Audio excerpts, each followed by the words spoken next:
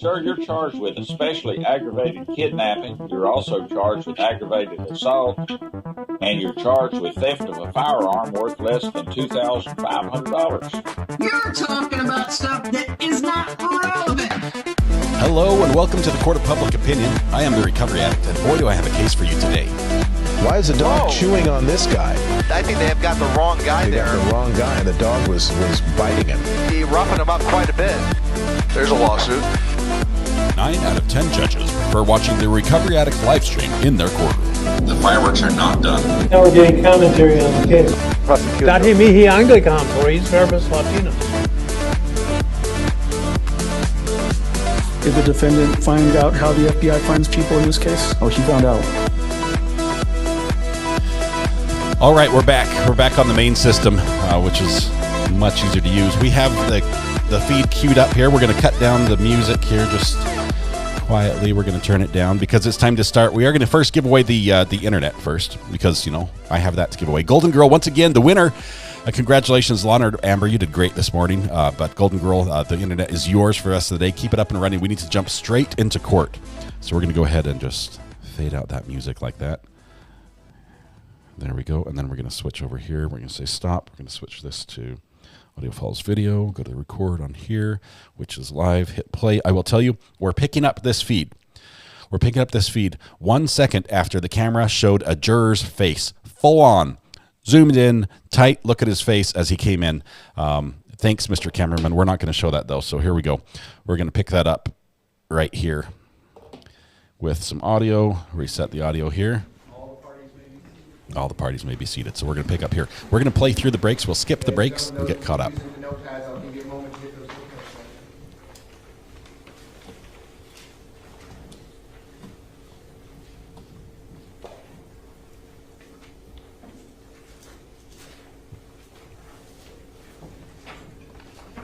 Ladies and gentlemen, welcome back. I hope you had a nice evening last night when we paused the trial. We were in the middle of the state's presentation. We're going to resume it at that point.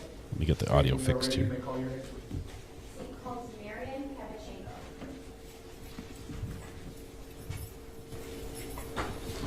Marian Pavlichenko, is that what I heard?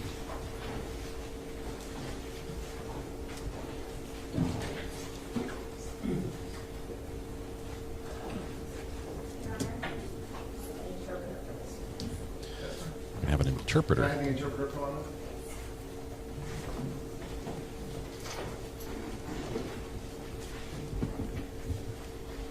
What's the language? Russian. Nancy, raise your right hand. You swear or affirm you're going to accurately interpret between English and Russian and English? I Your name is? It's just a Russian interpreter.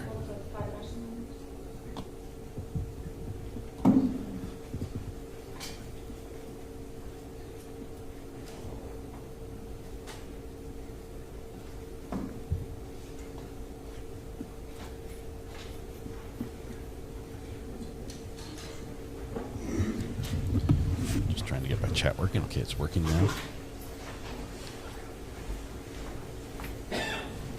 I'll have to look and see who the pool media cameraman is. Once you reach it, before you have it, raise your right hand. Swear to tell the truth, whole truth, nothing but the truth.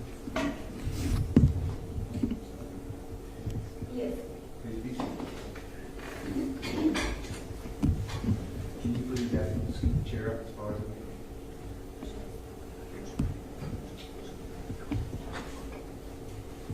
Can you please, well, let me do it this way first. We are going to speak in English. Madam Interpreter will interpret it in Russian. And you have to answer the questions. You may do so in Russian. And then Madam Interpreter will interpret back to us in English. Okay. The most important thing is that only one person can talk at a time. Do you have any questions about that? No. Please state your full name and spell your full name.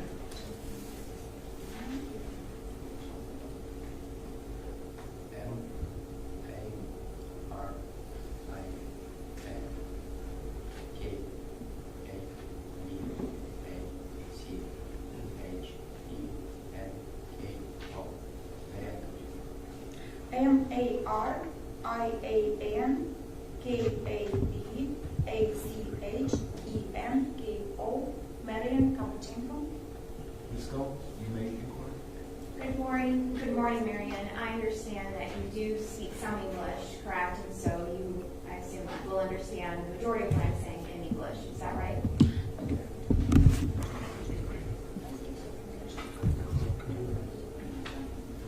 Yes. But you prefer to have a Russian interpreter just in case certain words don't come to you in English.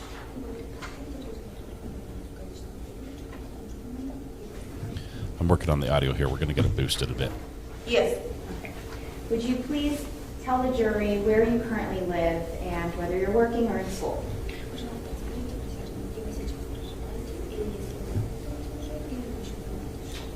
Я проживаю в городе Парк и учусь в колледже. I live in city of Parkland and I'm studying in college at Broward College. And what are you studying? Cyber security. Marian, how old are you? 19. Who do you live with? С родителями, мамой, отцом и братом, двумя братом и двумя сестрами. With my parents, my mother, my father, and also with my brother and two sisters. Marian, in 2018, did you live in the same home in Parkland?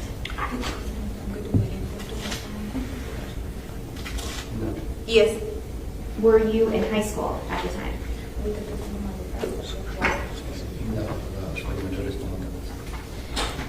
Yes, I was attending Marjorie Stoneman Douglas School. I want to turn your attention to February of 2018.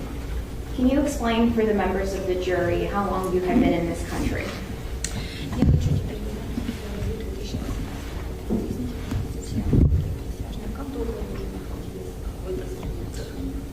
Я думаю, что около 1,5 месяца, но в школе присутствовал только около 2 недель. I believe that for like a month and a half, but the school I was only attending approximately for like only 2 weeks. Explain for the jury how it is that you were able to attend English classes if your English wasn't so strong at that point.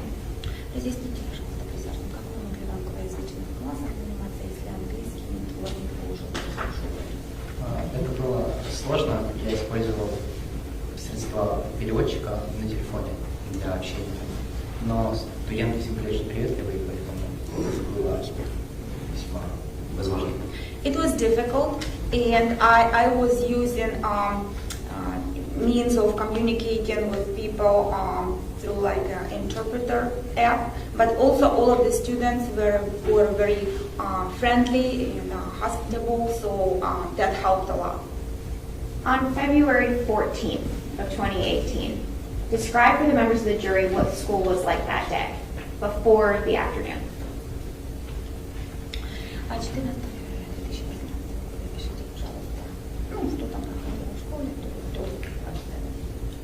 Это был день влюбленный, я его никак не праздновал, но у всех было приподнятое настроение, школа как бы была более активной и живой.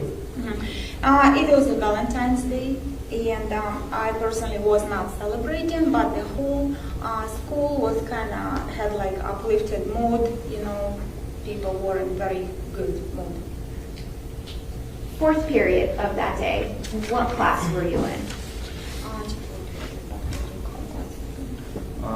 Первые 3 периода я не помню, но 4-й период я был в классе географии. I do not remember the first 3 periods, but for the fourth one, I was in a geography class. And what building was that class in? Это 12-й билдинг. Building number 12. What floor was the class on? На 3-м этаже. Third floor. At approximately 2 p.m., describe for the members of the jury what class was like and what happened.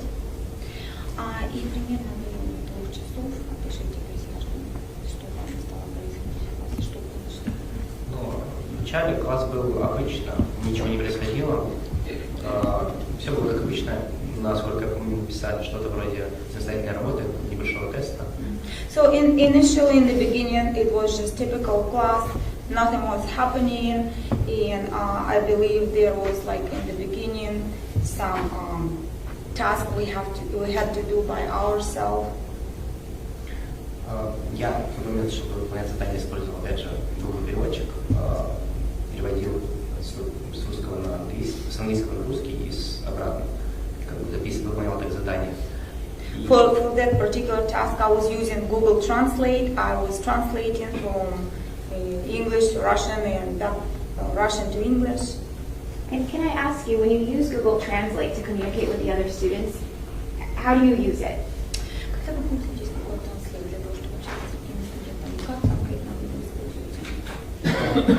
Я уже плохо помню, как тогда его использовал, сейчас я не пользуюсь, но насколько я помню, там была возможность что-то вроде Communicate, где можно было говорить на русском и на английском, и все это записывалось и переводилось на нужный язык.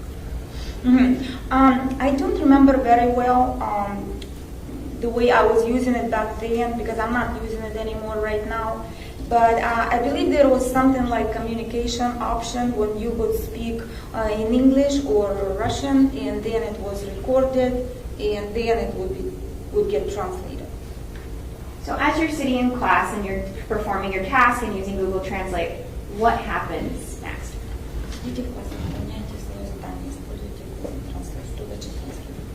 Сработала сигнализация. Насколько я понял, это была пораженная сигнализация. So the alarm went off, and as far as I understood, that was a fire alarm. When the alarm went off, did you have your headphones on? Да, у меня были наушники, так как я опять же использую переводчик и параллельно слушал музыку. Yes, I had headphones on because again I was using translator and I was also simultaneously listening to music. What happened when the alarms started to go off? Сработала сигнализация и начали студенты выходить из класса. So the alarm went off and the students started exiting class. Но, насколько я помню, студенты не сильно торопились и собирались более-менее медленно, так как это был последний урок, и они собирались брать уже вещи с собой.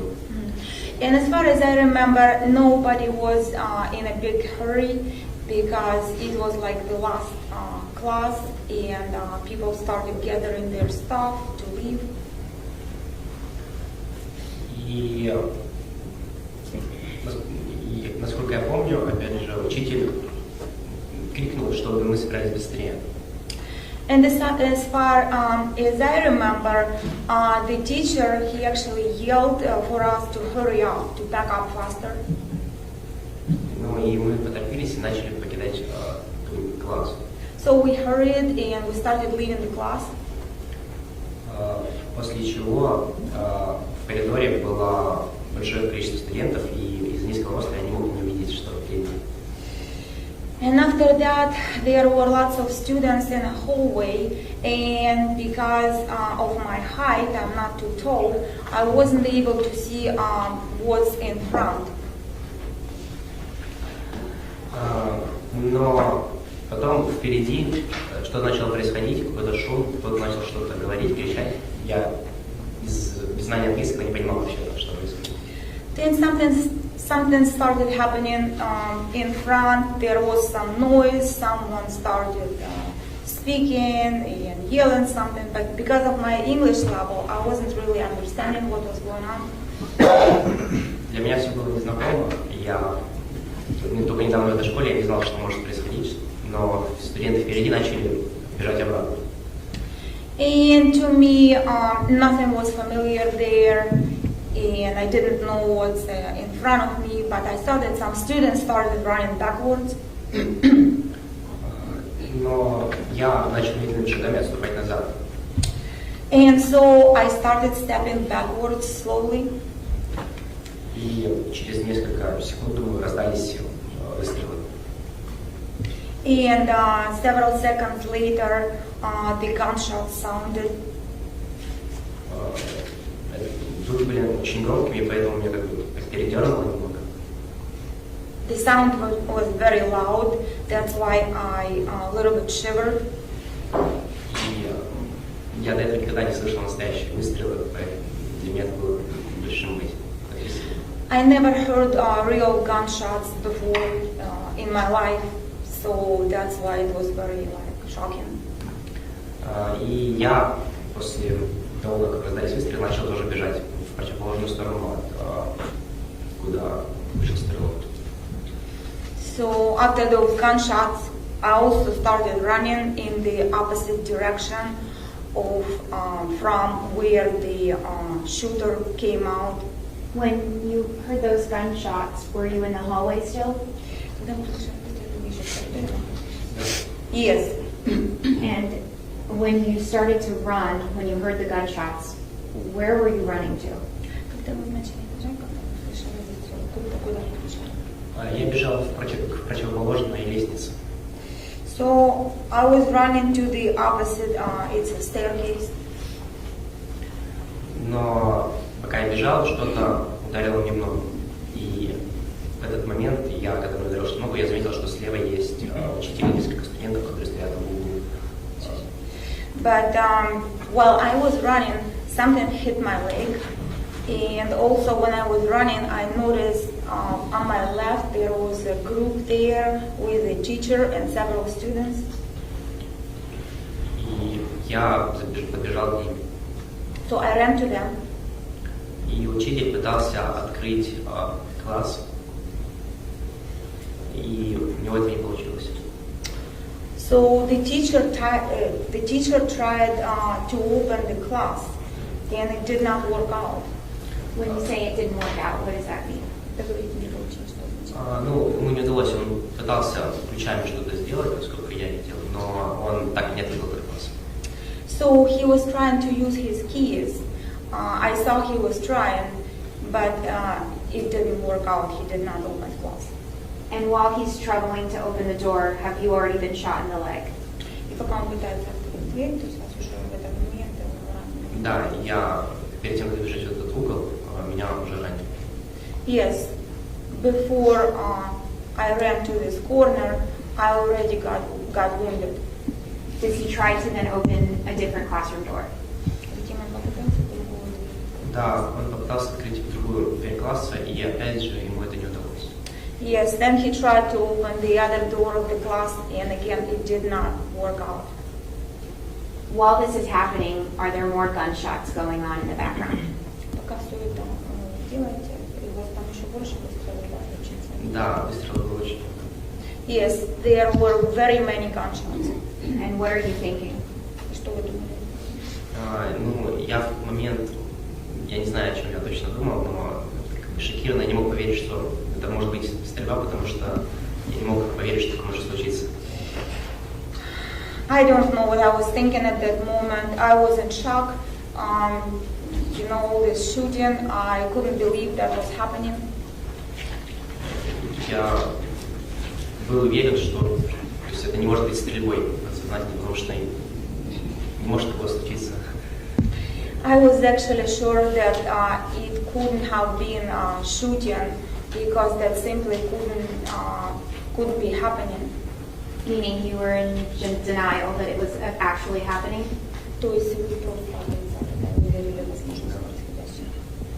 Yes. What happens next when the teacher cannot open the second classroom door? Учитель выглянул за угла, и в тот момент, я думаю, на несколько секунд выстрелы перестали происходить. And then the teacher, he looked from around the corner, and I believe at that moment for like several seconds the shooting stopped. И он сказал нам бежать к лестнице. So he told us to run towards the staircase. Насколько я помню, в этом году было несколько студентов, и несколько этих студентов сидели, и они не побежали. As far as I remember, at that corner there were several students, and those several students, they were sitting, and they did not run. Why? What do you mean? Что вы видите? Я в тот момент не был уверен, что с ними, но вокруг я видел как бы капли крови, и At that moment, I wasn't sure what was happening to them, but I saw some drops of blood around there. И я побежал с еще несколькими студентами к противоположной лестнице. So I ran with a couple other students towards the staircase. When you go ahead. И тогда, пока я бежал, я думаю, что раздались еще несколько выстрелов. And then, while I was running, I believe several more gunshots sounded. И я побежал вниз по лестнице, и там уже как бы я заметил, что по ощущениям как бы меньше людей стало, чем бежало. So I ran down on the staircase, and at that moment I had an impression that there were less people than before. Я уже не видел учителя и еще нескольких детей. I was not seeing the teacher and a couple other kids around. Но с теми детьми, которые остались, мы вышли на улицу из корпуса, и там лежал мужчина перед выходом. But we got outside with the other kids. We got out of the building, and there was a male's body just laying there. И когда мы вышли, отошли немного от здания, мы побежали в сторону парковки. And then we walked away from the building a little bit and ran towards parking. Was it clear to you that the man that was laying on the ground was dead? Вам было четко?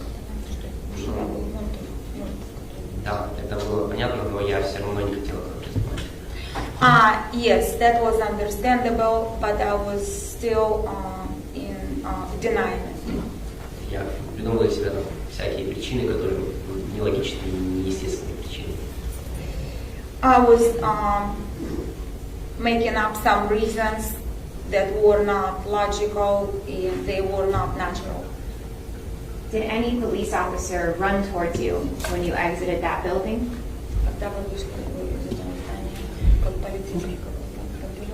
Нет.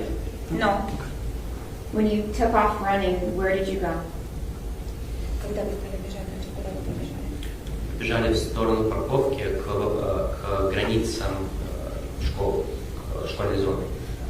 И забежали. So we ran towards parking. We ran towards the border of the school territory, school premises. Мы были уже весьма далеко от здания и начали идти медленным шагом. So and we got pretty far away from the building, and then we started walking slowly. Но потом опять раздались выстрелы. But then the gunshots sounded again. И мы подумали, что стреляют опять в нас, и мы побежали. And so we were thinking that we were the target of this shooting again, so we started running again. And when you heard those gunshots from after you had run away from the building, how far were you from the building when you could still hear those gunshots?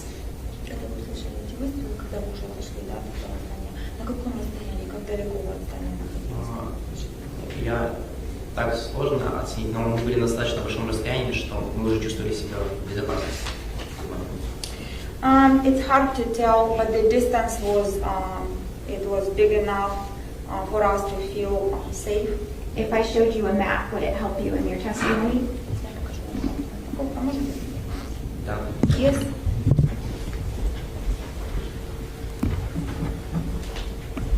Your Honor, may I use the...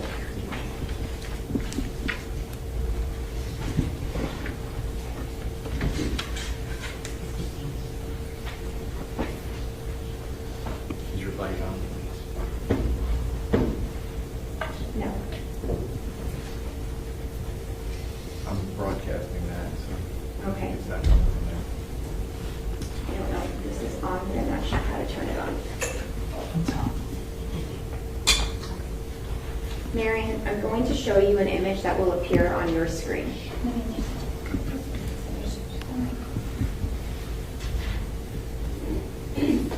Sorry, I apologize. I'm showing him what's already in evidence of States 1.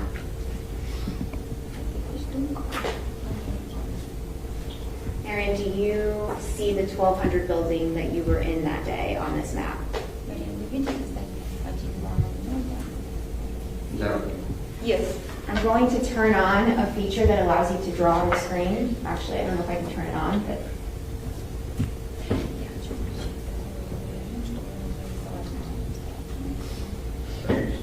Okay.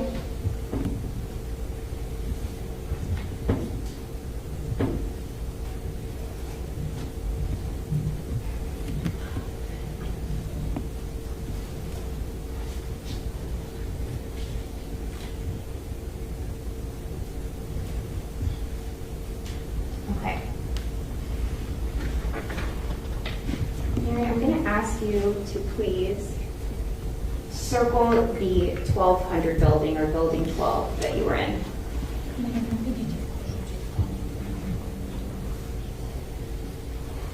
Now, if you can show the members of the jury which door you exited from and which direction you ran. If you recall. If you don't recall which door you exited from, that's okay.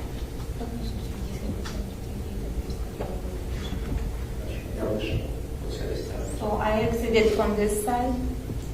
And then show the members of the jury by drawing a line which direction you ran. Я думаю, примерно. I think something like that. I'd like for you to place an X on the screen where you were standing when you could still hear those gunshots.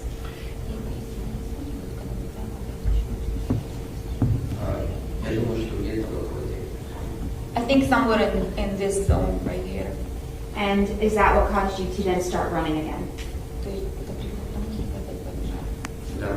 Yes. Okay, so you start to run. Which direction do you go to? What do you do next?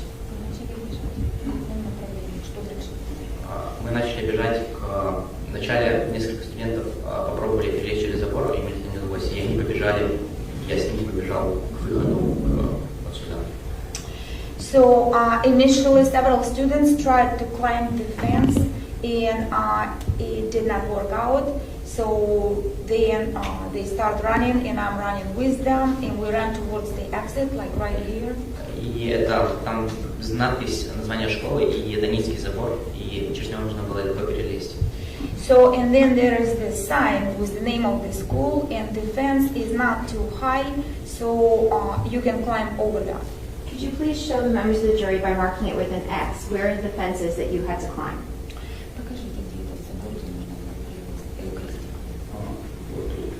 Right here. And Marian, how were you able to climb that fence if you had been shot in the leg? Ну, в тот момент меня особо не волновало ничего, кроме того, чтобы уйти с территории школы, и там были люди, которые помогали переходить через дорогу, они помогли нам перелезть. So at that moment, I was not concerned with anything but to leave the premises of the school. And at that moment, at that place, there were some people there that helped us to climb over the fence. When you get over the fence, where do you go next? Я вместе с теми студентами, которые бежали со мной, пошел в закрытую аллею, где находятся дома. So together with the other students, I went to the, it's like enclosed area where the houses are. Do you mean a neighborhood? Yes. And did you use your phone at all to make any calls to 911 or your parents? В то время у меня не было сим-карты, и чтобы использовать телефон, мне нужно было поймать Wi-Fi. At that moment, I did not have a SIM card, so in order to use the phone, I had to catch a Wi-Fi signal. So if you don't have a SIM card, and why didn't you have a SIM card? Just Ну, мы только приехали и еще не успели освоиться и купить сим-карту. So because we just had arrived and we didn't have a chance to get the SIM card yet. And what do you do in order to try and get Wi-Fi?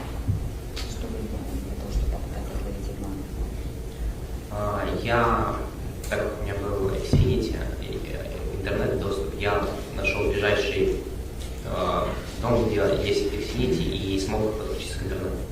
So because I had access to Xfinity internet, I found nearest house that had a Xfinity signal, and I was able to connect. Were you still with those other students as you're walking?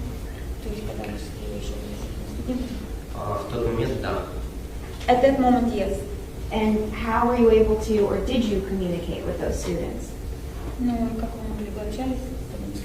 Ну, опять же, я мог использовать другого переводчика, так как сказать ничего не мог и как и понять ничего не мог, поэтому тоже через переводчик. No, again, only using Google Translate because I wasn't able to say anything and I was not able to understand anything. Who did you call once you had Wi-Fi? Я позвонил маме и сказал, что что-то происходит в школе, и я не могу поехать на автобусах, чтобы приехали и меня забрали. I called my mom and told her that something was happening at the school and that I'm not able to get on the bus and that they need to come over and pick me up. Did you tell them that you had been shot or that there was a shooting? Нет, в тот момент я не был уверен, что именно происходит в школе. Может быть, там много, может быть, террористов, там много их, возможно, даже один, но это я боялся, что мои родители могут приехать в школу, и так как у меня находится там брат, и их могли ранить. No, at that moment I wasn't sure if there is terrorists or if it's just one person, one terrorist. I was not sure what was going on, and I did not want my parents to come to school because I also have my brother there. I didn't want anything to happen to them. Were you afraid that if your parents went to the school that they were going to be in danger? Yes. And is that why you didn't tell them what had actually happened? Yes. In that moment, did you have any way of communicating with your brother who was still on the school campus?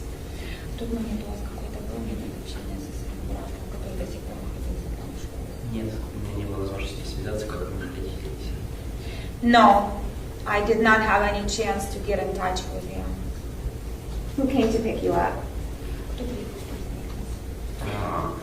Меня приехал забрать отец. My father came to pick me up. И он привез меня домой, и когда я вернулся домой, зашел и сказал, что что-то мне попало в ногу. So he took me home, and when I came back home, I went inside and I said that something happened to me. И тогда мама сказала, что показала ногу, и тогда она увидела, что у меня там много крови и что у меня рана. So my mom told me to show her my leg, and when I did, she saw there was a wound and there was a lot of blood. Did your mother do anything to take care of that in that moment, or were you taken somewhere for rescue? Ну, она, я точно не помню, но она обеззаразила рану и, может быть, повязку наложила. I don't remember exactly, but I believe that she disinfected it and she put like a bandage on it. Where did your father go? Мой отец поехал искать моего брата в школу. My father went to school to look for my brother. Но он не смог туда попасть, так как там полиция его остановила. But he was not able to enter the premises because police stopped him. И наши друзья приехали, и мы с ними поехали на территорию школы, чтобы меня там забрала уже такая помощь. And so our friends arrived, and we went all together back to school in order for the ambulance to pick me up. И также я в этот момент тоже очень волновался за отца, потому что я боялся, что может пойти в школу, чтобы спасать моего брата. We're about I half was an hour also back. very worried about my father at that moment because I was worrying that he'll go back into the school and try to find and pick up my brother. Were you worried that your father would enter and encounter the shooter? Да, он В Крыму, из Крыма, он работал полицейским 18 лет, поэтому у нас что он может принять какие-то действия. Yes, in Crimea, we are from Crimea. He was working as a police officer for 18 years. So I was worried that he might take some action. When did you finally come into contact with your brother? Когда их уже перевезли в безопасную зону студентов, и учительница моего брата связалась с нами и сообщила, что все в порядке. When they already took students to the safety zone, his teacher, she called us and she notified that he was okay.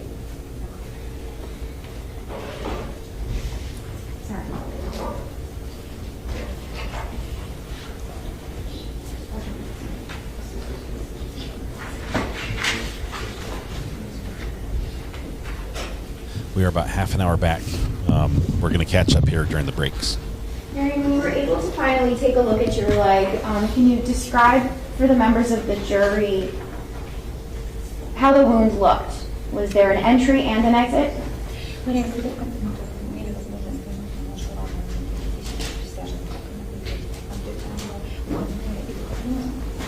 Было только входное отверстие. Это была круглая рана, напоминающая чем-то пулевое ранение, но это было скол.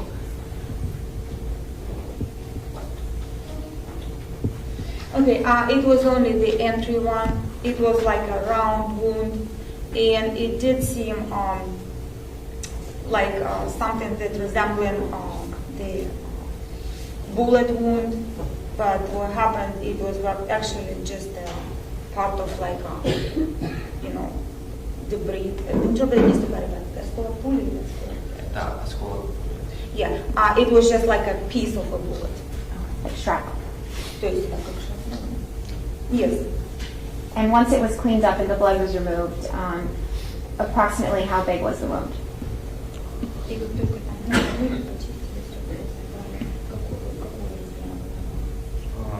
Сложно сказать, я так не помню, но она не прям была большая, но минимальная. It's hard to tell. I don't remember well, but it wasn't too big or too small. Your Honor, may I have him permission just to stand where he is and point to where it was that he was shot? Sure. You may. Marion, I'm going to ask you to please stand up and just, over your clothing, just point to where on your leg that you were shot. And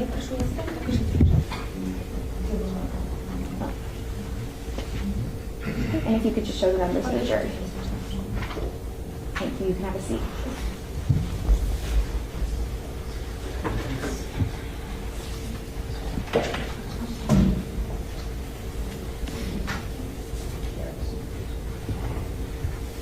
You want to make a first witness? You may. Marion, I'm showing you what has been marked as states and a composite of two photographs. Do you recognize these two photographs? Да. Yes. Do these photographs fairly and accurately depict the way that you looked back in February of 2018 after you were shot? Эти фотографии правильно отражают, как вы выглядели 18 февраля 2017? Yes. I'm showing you what has been pre-marked as states O. A single photograph. Do you recognize this? Yes. And is this a fair and accurate depiction of you on February 14, 2018 inside the building? Здесь правильно и точно отражено то, что происходило внутри здания. Да. Yes, and that's me right here. Your Honor, at this time the state moves into evidence, or seeks to move into evidence that's been pre-marked as states N, a composite of two photographs, as states 14.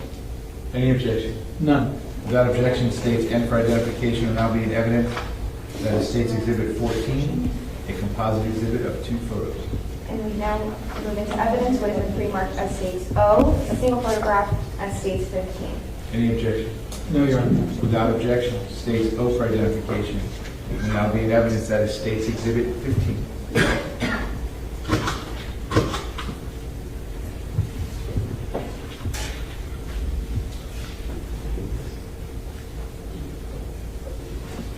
Just going through these exhibits. exhibit able to be viewed by the whole public? Yes.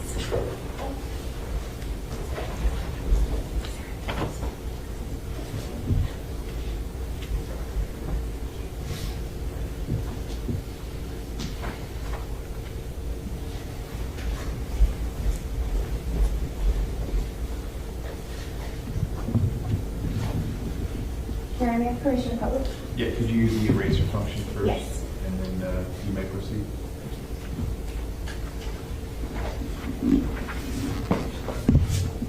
They need an erase all button instead of having to manually erase it. Karen, I know you mentioned that you were short back then. You're not so short now. Can you describe for us what we're looking at in this picture? Ну, здесь нахожусь я, стою, и у меня предметы ранены. That is me standing there, and at this moment I have a wound on my leg. How old were you here? Ему было 14. I think around 14 years old. Now showing you states 14. That was, for the record, 2, composite photograph number 2, and now I'm showing photograph number 1. Is this a photograph of the location of your area where the fragments of the bullet entered?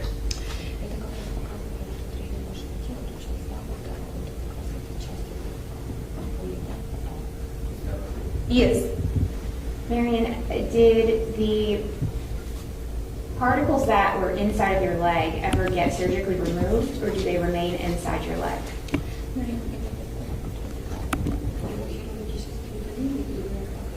Он остался. It's in there. Currently today? Yes.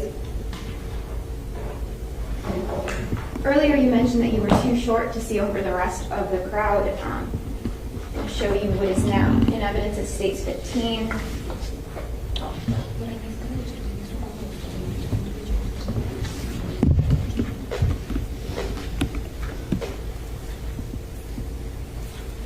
Is this a photograph of you once the fire alarm went off?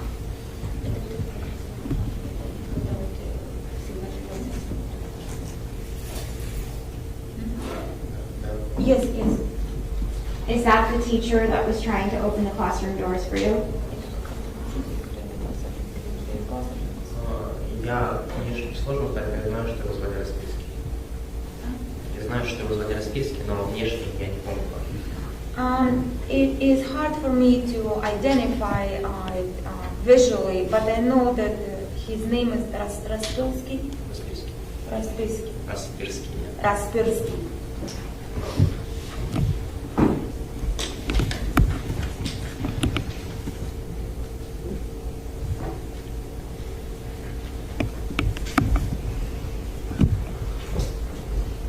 I have nothing else. Okay. Cross-examination, you may proceed. Thank you, Your Honor.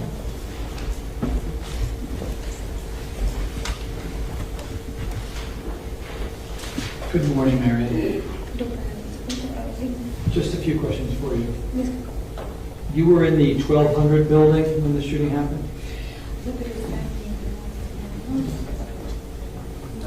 Yes, And you were on the third floor, correct? yes. That was Mr. Rospierski's classroom. That was your teacher. Нет, у меня учитель был другой. Это учитель географии. No, I had different teacher. I had geography teacher. Okay. Whose classroom were you in?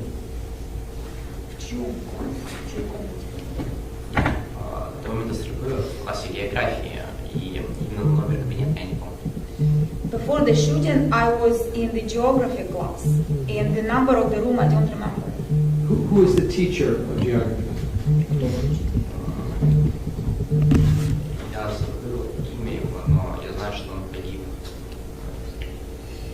I forgot his name, but I know that he died as a result of the shooting. What is Mr. Rospierski's relationship to you? He was Он не имеет никакого отношения ко мне, я его впервые тогда встретил.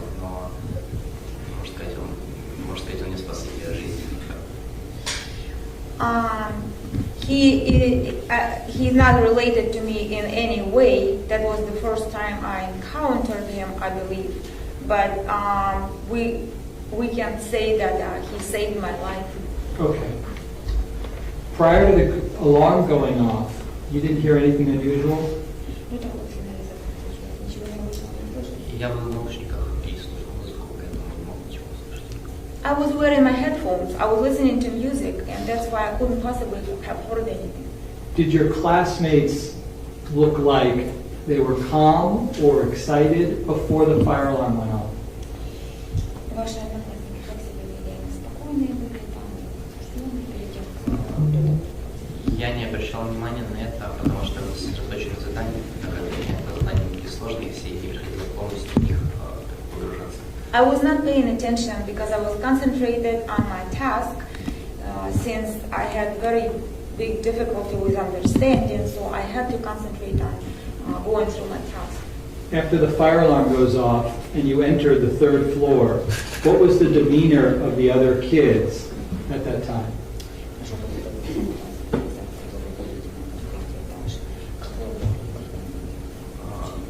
Ну, все толпились, и сложно было сказать, какое поведение, но у детей, которые были впереди, они, как бы, у них происходило что-то странное, необычное.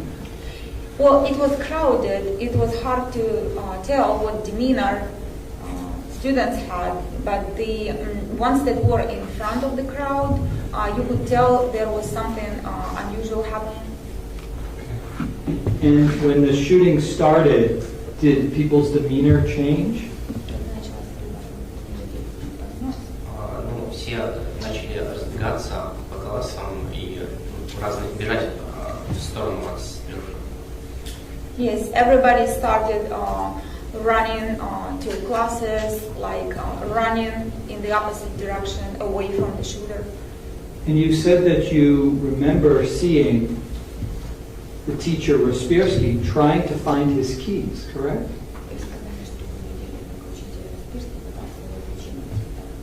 Я не помню точно, что именно он делал, как пытался найти ключи или пытался вставить ключ, чтобы открыть класс, но он факт в том, что он пытался открыть класс. I don't remember exactly what he was doing, if he was trying to find his keys or if he tried to insert his key into the door lock, but he was trying to open the classroom. And you never saw him be able to open up that door, correct? Нет, я не видел, чтобы он открыл. No, I did not see him open the door. And he even tried on another one of his doors, and he couldn't get that open, correct? Yes. And you and the other kids were trying to get into that classroom to seek shelter, correct?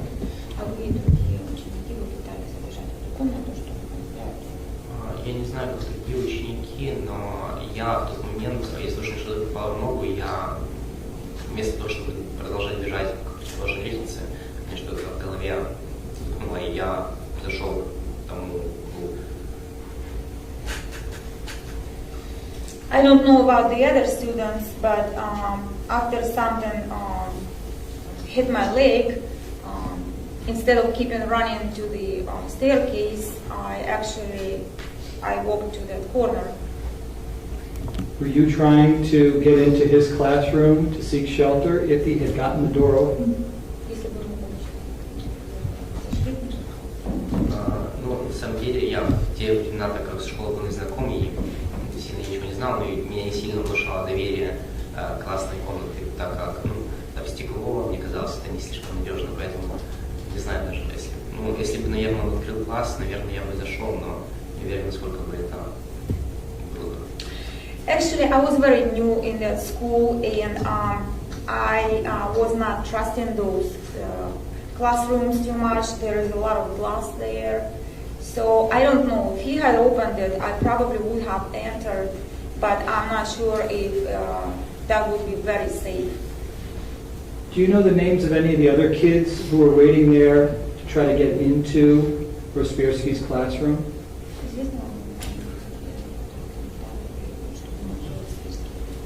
Нет, я не помню. Несколько студентов мне были знакомы, когда я уже их встречался, возможно, были общие классы. Ну, а я не знаю. No, I don't remember.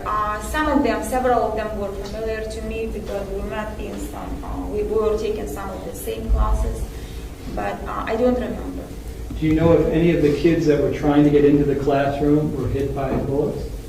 No, вам известно, если кто-то пытались убежать, если их не попали?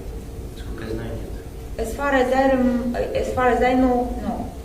Okay. You're not, you're certain of that, or you're not sure? То есть вы не уверены? Среди раненых я не видел знакомых мне лиц, те, которые...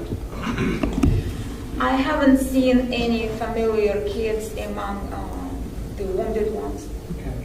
When you left out of the building, that was from the west side of the 1200 building, correct? Сейчас, да, наверное, да. Well, yes, let's see. Yes, that would be probably yes. Marion, can I just have you take a look at this photograph and tell me if that looks familiar to you? Is that the side that you left from? Да, вроде бы, да. Yes, it looks like that. And you saw Aaron Feiss's body outside of the door right here when you left? Yes. And that's the opposite side of where the 700 and 800 building is located, correct?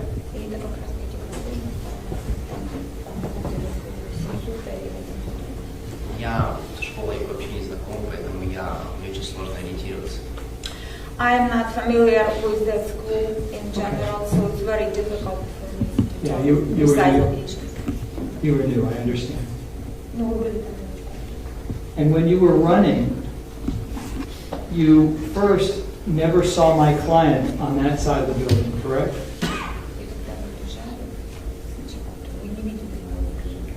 Когда я бежал, я не видел никого, кроме тех студентов, которые бежали со мной. When I was running, I was not seeing anyone around me except the students that were running with me. Ну, вот, я не обращал внимания на окружение. В тот момент у меня сфокусировано было внимание на то, чтобы убежать от моего больше знания, поэтому... I wasn't paying attention to my surroundings. I was concentrating on running away. I understand. When you heard additional shots, more shots while you were outside, you said you started to run, correct?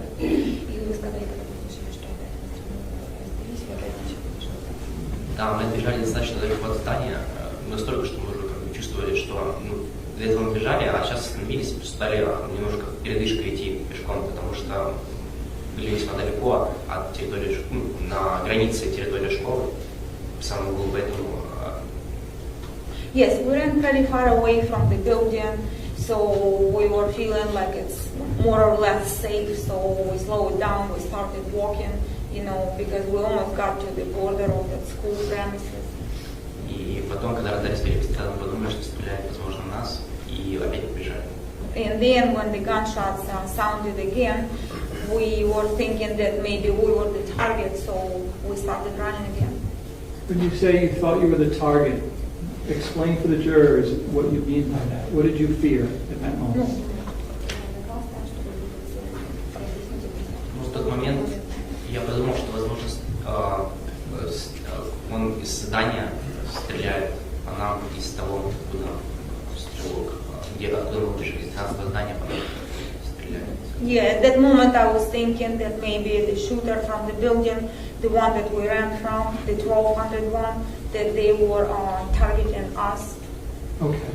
So if I understood you correctly, from the sound that you're hearing, you believe that the shooter was shooting from the building outside, correct? Objection, Your Honor. Hold on. What's the legal objection? That counsel testified as a mischaracterization of what was just said. No, that's what we rule. He can answer that question. Go ahead.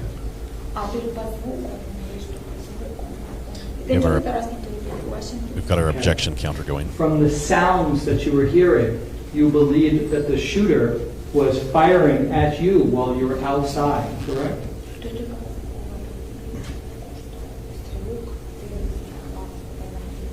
Нет, звук был просто стрельба в здании, но подсознательно, думаю, я себе внушил больше, чтобы, просто что я в угрозе, так.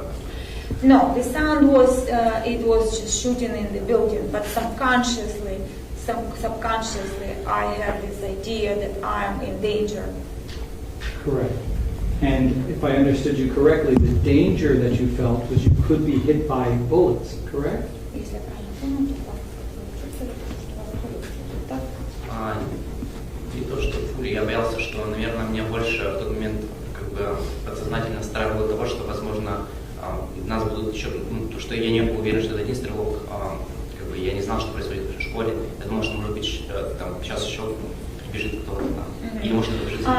Not even to get hit by a bullet. Subconsciously, I was more worrying that there might be more than one shooter. I didn't know what was going on, so I thought maybe somebody else gonna run and start shooting. Это больше как бы было все для самовнушения, чтобы сохранить себя. Хотя на самом деле как бы там по звукам было, только звуки выстрелов были слышны из здания 12. So it was more like the self-assurance, just to save myself, to preserve myself.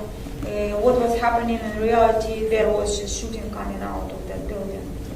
И я в то время, когда себя происходило, я много себя чего внушал, побежал, то есть и когда даже я был уже ушел с этой школы, я внушал, что возможно это вообще не стрельба, что это вообще какая-то тренировка, может быть. At that moment, I was trying to convince me in a lot of things. I was trying to convince myself that maybe it was not a shooting, maybe just some practicing. Потому что у меня находился брат на территории школы, и я не хотел видеть, что это. Because I had my brother on the school premises, and I did not want to believe that it's actually a shooting. I understand. So if I think I heard you correctly, even though you had only seen one shooter, you thought that there might be more shooters on the campus, correct?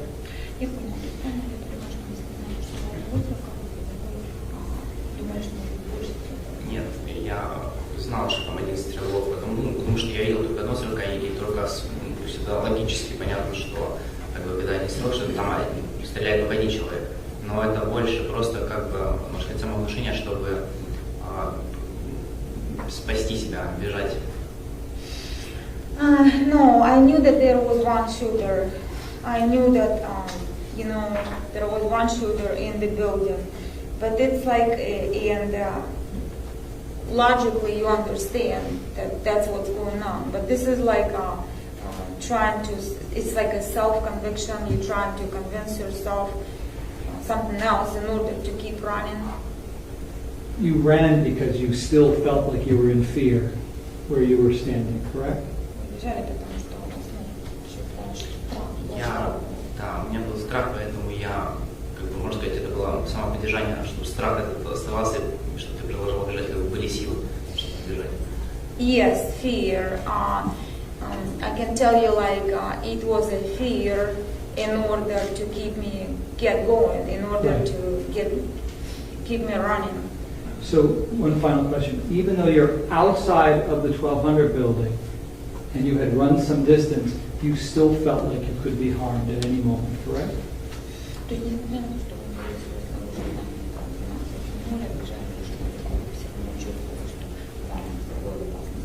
Когда мы отбежали далеко от здания, мы пошли, потому что начали чувствовать себя в безопасности. Но когда раздались снова выстрелы, мы как бы просто решили покинуть быстрее территорию школы, потому что... Yeah, when we ran far away from the building, we started walking, because we felt like we were in safety. But then the gunshots sounded again, so we started running because we just tried to get out of the school premises. Miriam, I thank you for coming in, and I do wish you the very best. Thank you. Okay. And redirect. Go ahead. How many shots in total do you remember hearing, approximately? Выстрелов было много, но около 20. There were many gunshots, approximately maybe 20. And all of those gunshots that you heard, those all happened inside the 1200 building, correct? Да. Yes. Was your teacher's name that passed away Scott Peterson?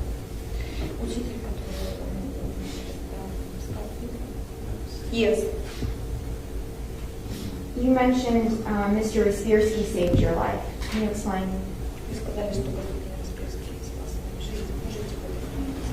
Я думаю, что если бы мистер Распирский явно, наверное, остался бы, может, не осмелился бы выбежать из-за угла. I'm thinking that if not for Mr. Spirsky, I probably wouldn't have the courage to run from around the corner. Да, и остался бы там. And I would have stayed there. И там, возможно, бы, ну, грубо говоря, никто стрелку не мешал, он мог бы пойти и добить всех, меня. And possibly because nobody was preventing the shooter or stopping him, he would have just walked around and finished me off. Marion, I'm going to ask you to take a look over the defense table. Did you see the man sitting on the left at all that day of the shooting?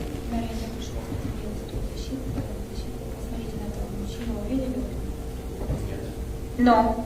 So he didn't enter the building at any point? Judge, I'm going to object. What's the legal objection? Leading the witness. That's overruled. Sir, you may answer the question. Go ahead. And lack of knowledge, whether he entered at all. That's the question. Hold on, sir. Not speaking objections. The legal objection and speculation is likewise overruled. You may answer the question. Whoa. No. I have nothing else. Based on that, any recall? No, Your Honor. State the witness excused. Yes, Judge. Sir, you may step down. Thank you very much. State while he is doing that. There's an earthquake in the camera. You ready to do next week? Yes, sir. You may call you next week. Your Honor, at this time, they would call Armand Forshot. It was leading and it was speculation. How would he know if the defendant entered some other part of the building at any time that day?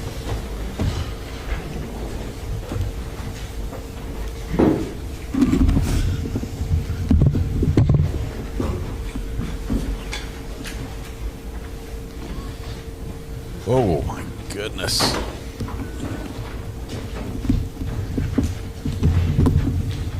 We have another counter going right here, and it's how many times the cameraman showed the jury.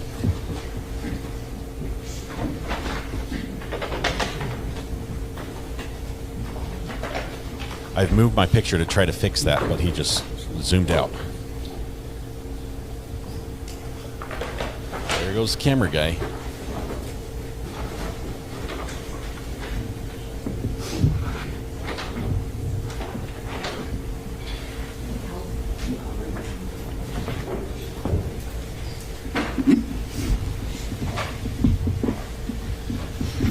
I'm running the tablet. I've got two counters on the same tablet, so I have to swap between the two. Sir, if I could have you come all the way up here to the witness stand, please. Once you reach it, before you have a seat, you can just stop and look at me. I realize we're about half an hour behind the live. We will catch up as they take a break. Swear to tell the truth, whole truth, nothing but the truth? I do. Please be seated. And once you are seated, if I can get you to scoot that chair all the way up as far as it will go. Little miss, pause your TV till we catch up. My first name is Arman, A-R-M-A-N. Last name is Borgai, B-O-R-G-H-E-I. Mr. Kilburn, you may inquire. Thank you, Your Honor. Armand, how old are you? I'm 20. And are you currently in school? Yes. Where do you go to school? I go to Villanova in Pennsylvania. What are you studying up at Villanova? Criminology. Now, going back to February 14th of 2018, where did you go to high school? Stone Douglas. What year were you then? I was a freshman. And how old were you? I was 14 years old.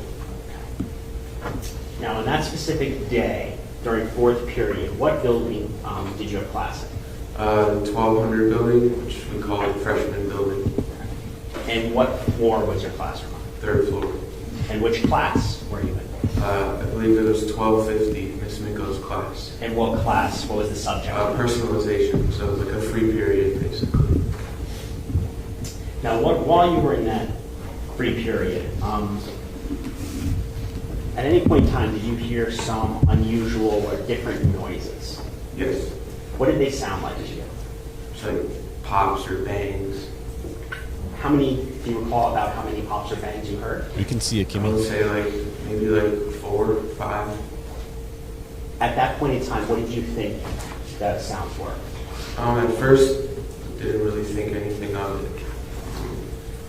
My initial thought was maybe someone was pushing a laptop cart through the hallway or something like that.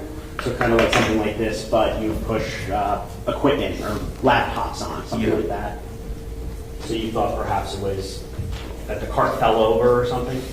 Well, when they push those carts around all the time, and it makes some banging noises sometimes. So I thought it was one of those. Okay. Now, after you heard those banging noises, did you hear any other noises? Not until the fire alarm went off. Okay. Now, that fire alarm, earlier in the day, was there a fire drill? There was. Okay. Now, as a student at Marjorie Stoneman Douglas, were you taught what to do during a fire drill? Yeah, I mean, the standard procedure is we all head out into the hall and we have the designated places we're supposed to go with our class and wait there. Now, during a standard fire drill, does the teacher kind of lead the way of where the students are supposed to go? Yeah, that's how it's supposed to go. But sometimes, we kind of just lose them and we just know where to meet. Understood. And earlier in the day, during that fire drill, is that what occurred? Yeah. Okay. When you heard the second fire drill, so during fourth period, did that stand out as unusual to you? It was a little strange because we had one earlier in the day. Did you think anything of it, though, at that point in time? Not initially. Now, when you were after the second fire drill, did you go into the hallway? I did. Where in the hallway were you? So I came out into the hallway. It was full of kids. Everyone was coming out of their classroom, and everyone was kind of headed to one staircase. I believe it was on the east side of the building. Okay. And is that where you were headed towards the east side stairwell? Yes. Okay. And at any point, was a crowd forming? Yes, there was a crowd. Okay. And while you were in that crowd, where were you standing? So it was across from the staircase, right by a window. Okay. Your Honor, may I approach the witness? You may. Armand, I'm showing you what's been previously marked for identification as a States P. It's a composite of 3 photographs. Can you take a look at it, please? It's a pretty nasty cough Do there. you recognize these 3? I do. Are they a true and accurate depiction of what the east side of Marjorie Stoneman Douglas High School looked like back in 2018? Yeah. Okay. Your Honor, at this time, the state would request to move in states what's already been previously marked as states composite P in as states 16. It's 3 photos. 3 photographs, yes, sir. Any objection? No objection. Without objection, States P for identification will now be in evidence. That is States Exhibit 16, a composite exhibit of 3 photos.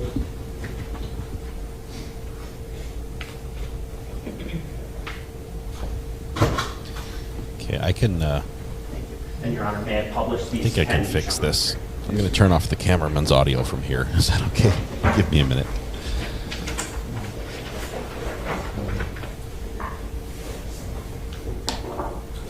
Armand, I'm going to start with this photograph here. Do you recognize this? Yes. Okay. And Your Honor, may you enable the pencil to function?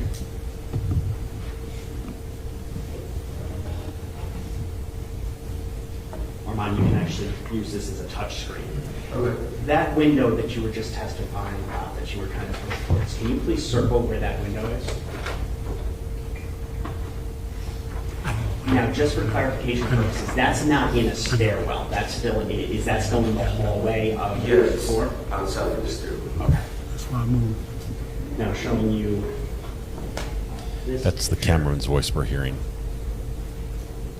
Do you see that same? Well, let me do this. Do you see that same window in this picture? Yeah, it would be over here.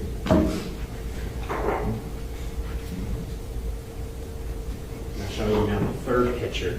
Is that the same portion of the building just from a different angle? Yes. Well, the window would kind of be like on the other side, like over here. Oh, you're still in the, I'm sorry. Now go. Like it would be like right around the corner, like in that area. So it would be facing south? Yeah. Okay. Now, going back to this photograph.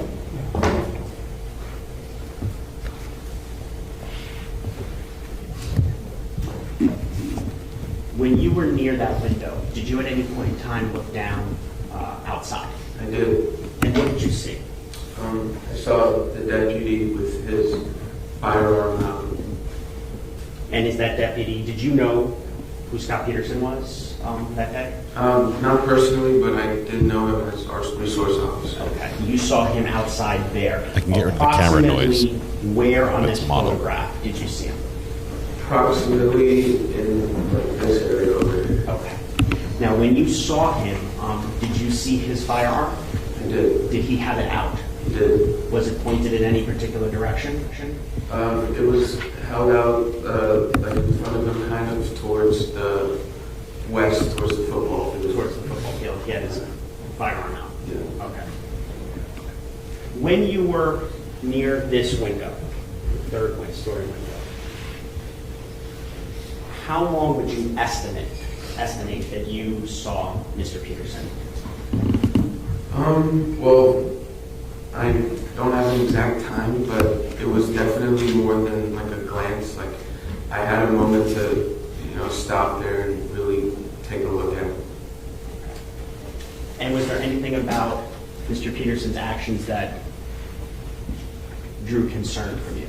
Absolutely. The fact that he had his firearm drawn, that's when I knew something was wrong.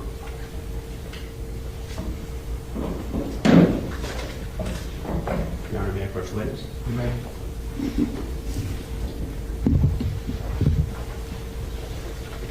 Armand, I'm showing you what's been previously marked for identification that states Q composite 2 photographs. Do you recognize this? Yep. What do you recognize it as? 1200. Is this a true and accurate depiction of what the aerial view of the 1200 building looked like? Your Honor, at this time, the statement request to move states what's been previously marked as states Q composite 2 photographs in as state 17. Any objection? No objection. Without objection, states Q for identification will now be in evidence that is States Exhibit 17, a composite exhibit of 2 photos.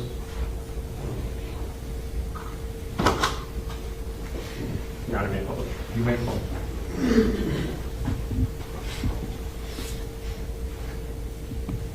I'm going to start off with this photograph here. Do you see, and using the pencil, do you see the 1200 building? Do you recognize it? I do. Okay, can you put a dot or put a little X as to where you saw Mr. Peterson when you looked out that window on the 3rd floor? Roughly in this area. Okay. Now just showing you a zoomed closer angle.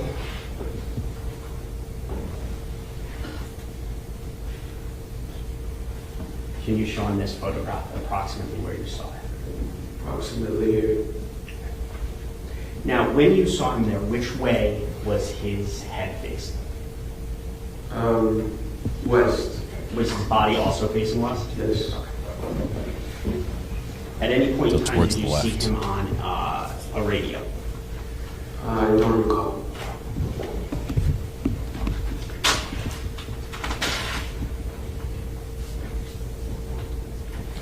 Now, when Mr. Peterson was facing west, was he, at any point in time, did you see him looking to the south, to the 700 building? No, not that I recall. Did you see him looking east to the parking lot behind? Not that I recall. Did it appear to you as if his attention was to the west, towards the 1200 building? Yes, like towards the front of the building. Kind of. Okay. And by front of the building, you mean like kind of like the west side of the building? Yeah, like even like from that angle, he wouldn't have been able to see the front of the building, but like that's where he was looking.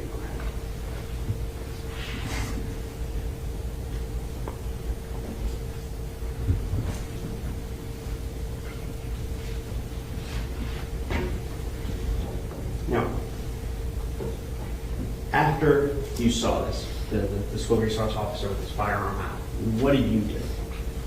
So that's when I knew something was wrong, and me and one of my friends, we went away from the crowd at the east staircase, and we started heading towards the west staircase. Okay, let me stop you there. Your Honor, at this time the state would request or would the state like to play, was there anything previously entered into evidence as states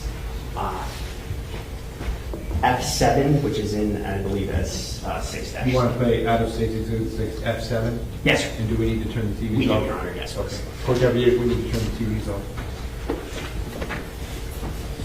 It takes a minute or so for them to turn off all the TVs in the courtroom. They're going to manually switch off each one so that nobody in the gallery will see the video. This will be the security camera footage that most likely depicts the witness here, or at least may show something that was in his field of view during this time. SP is Scot Peterson. That is the defendant here. Everything's good?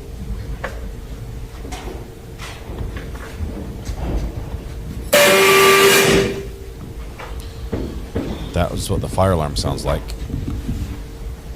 Whoops.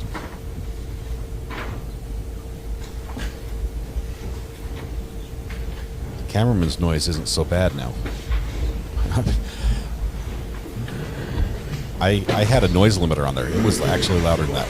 It would have blown out the sound system, but I cut the top end of that one off.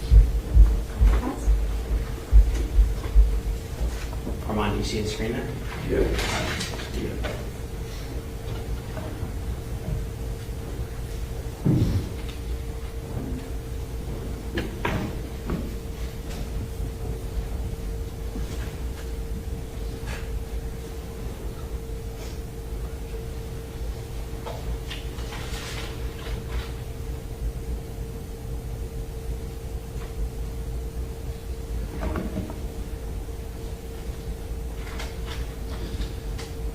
Thank you, Golden Misfit, for the 10 gifted memberships.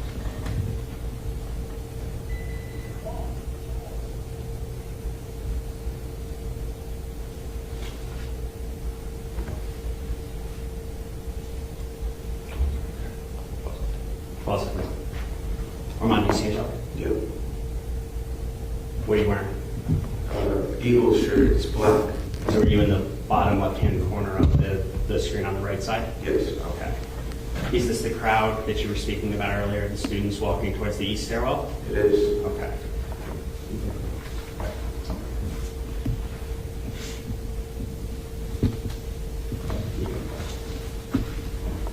Is this about the time where you're looking out that window that you testified to earlier, encircled? Yeah, I would say so. Okay.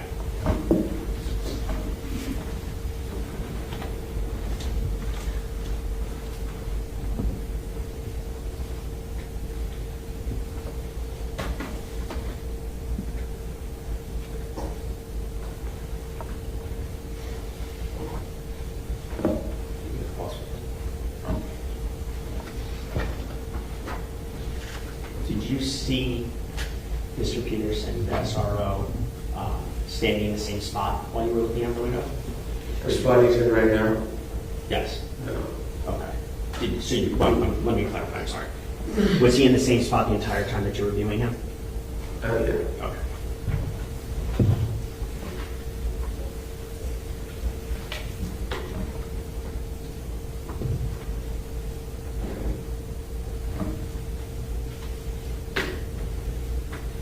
You can close it. Now, at this point in time, do you remember what you did? Yes. What did you do? I went towards the other staircase, and I went down maybe like 2-3 steps, and I heard shots like directly beneath me. And at that point, I turned around and came back up and went back into the classroom I was originally in. Were you by yourself? No, I had a friend with me. Okay. How many shots did you hear? In the staircase? Yes. I would say 2.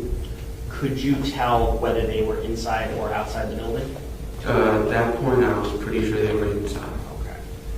So just for clarification purposes for the jury, did you go to the west stairwell?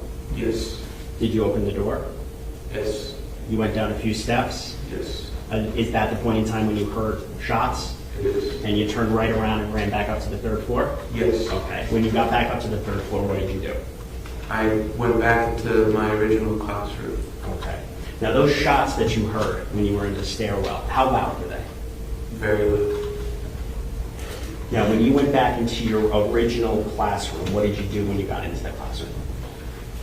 So our teacher locked the door and we all went like huddled in the corner behind where her desk was. What was your teacher's name? Miss Minko. Now when you were in the classroom, what were you thinking? Just, obviously really scared and kind of wondering when help was going to arrive. How long were you in that classroom for before SWAT came and got you out? It felt like forever, but maybe like an hour and a half, close to 2 hours. Now besides when you looked out that window, did you see Mr. Peterson at all for the rest of the day? No.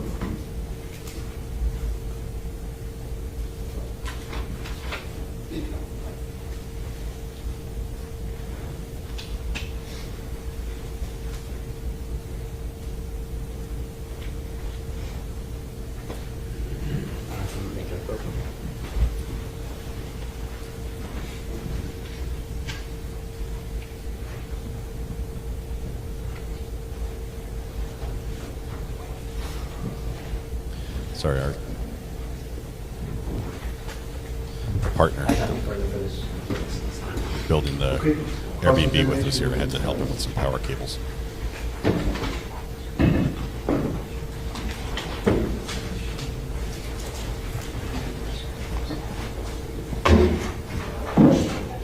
Golden Misfit, thank you so much. This is the most generous super chat I've ever seen in my life. Thank you. It's nice to see you again. Right? We spoke during your deposition, right? And did you have a chance to read through your deposition before you testified? Yes. And the state provided that to you to make sure that it refreshed your recollection, correct? Yeah, a few weeks ago. Okay. So if I heard you correctly, you were in classroom 1250 of the 1200 building during the shooting, correct? I believe that was the number, yes. All right. And when you all emptied out into the third floor hallway, how would you describe everybody's demeanor? At first, it was pretty normal because no one really knew what was going on exactly. Did it look to you like any of the people around you had heard the shots that were fired on the first floor before the fire alarm went off? Well, I know the people who were in my classroom definitely heard it. I don't know about anyone else. From the demeanor of the other kids in the hallway, which you said was kind of normal, right? Yes. Would it be fair to characterize their demeanor as calm and like you would see anytime they walk down the hallway? Initially, yes. Okay. And then it changes when the shooter comes onto the third floor and begins firing, right? Probably a little before that, when we kind of heard shots. You could kind of hear it gradually getting louder and louder. And you would characterize, when you looked out the window, as a quick look, correct? I would say a little more than that. I was able to pause for a second and take a good look. Okay. So when I asked you whether it was a quick look, you're saying that that's not your testimony. Well, it was a quick look, but it was more than just a glance. Okay. And what you did see was not my client by the 7-800 building, but fairly close to the 1200 building, correct? Correct. And you saw him with his gun out, correct? Correct. And you definitely saw him looking towards the west, correct? Correct. And he was definitely looking towards the football field, is what I heard you say, correct? Correct. Okay. And the prosecutor asked you about him being on his radio, police radio. You're not saying he definitely wasn't on his radio. In fact, correct? You're not saying that. Correct. In fact, what you saw was it was possible that he was actually on his radio, correct? Correct. And your thought process was that there could have been more than just one shooter based upon the sounds, correct?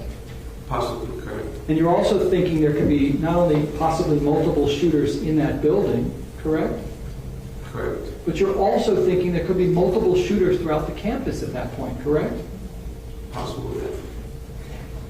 I thank you, sir. Good luck to you. Based on that, any redirect? Is that correct? Yes, just two questions, Your Honor. Go ahead, sir.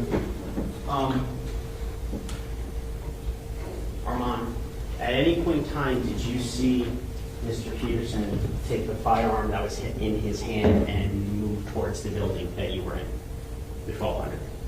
Move towards the building? Yes. No. Did you just see him stand there with his gun outside? Yes. I have nothing further. Based on that, any recall? No, Your Honor. State, is the witness excused? Yes, Your Honor. Right, sir, you may step down. Thank you very much. While he is doing that, ladies and gentlemen, Okay. we'll take a 5-minute restroom break. Same admonition as always. We're gonna skip Please do not through this discuss break. the facts of the case, the evidence, the witnesses, or the testimony amongst yourselves or anyone else. Until we reach the end of the trial, I'll tell you what that is. If you leave the notepads in your fingers and step to the platform in 1 moment, I will be right back with you. Thank you. Cameraman's. Apparently, he doesn't know that you can just swivel the camera on the tripod. It's picking up the whole tripod and moving it, I think. Okay, we're going to cut right here as we catch up on this. We are just a few minutes behind. As a matter of fact, I think we are. Well, we're still about half an hour behind because it's continued. So we're going to catch up on a few minutes here. Let's see. Ooh, they take a longer than the 5-minute break for sure. They took a 15-minute break. Okay, we'll hit play right there.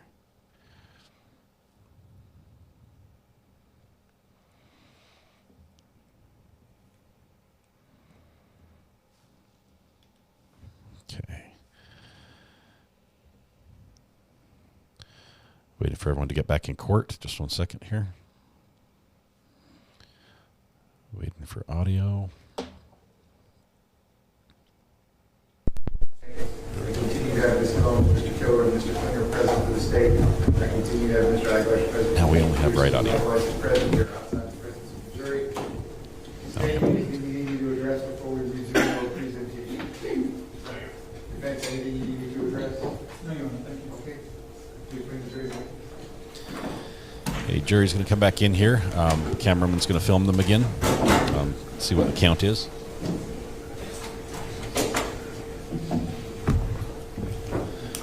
Oops, sorry, that's the wrong one. We need this one over here. We're up to 10 times that the cameraman has shown the jury. Let's keep a nice tight shot on the judge. That would be safe.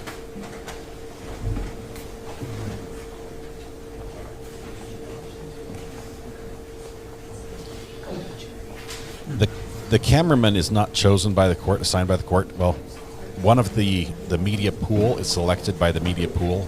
The companies are selected, and they bring their own cameraman. So there may be a different cameraman for different portions of the trial. So one company isn't investing all the resources throughout the trial. And if it is one company, generally all the media outlets might contribute to the cost of the cameraman.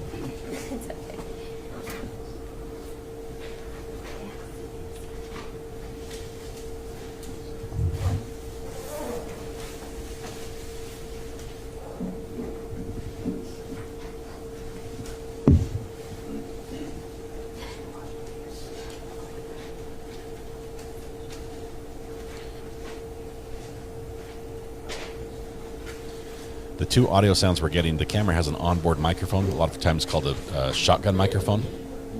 It generally has better pickup from what's in front of it than what's on the sides of it, but it also has very good pickup of what's touching the mic, or touching the camera. So any fumbling of the switches, the zoom, we're hearing that as well. That's coming in our right channel. The left channel is the courtroom audio, so we get a mix of courtroom audio in the right side, and all the camera noise just in the right side. Once you're back at the same issue, you may be seated. All parties may be seated. Ladies and gentlemen, those of you who don't have, we won't have you come back later.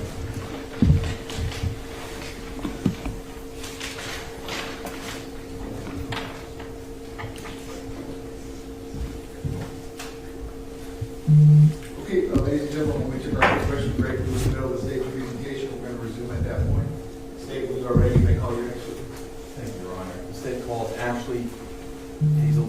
near to the stand.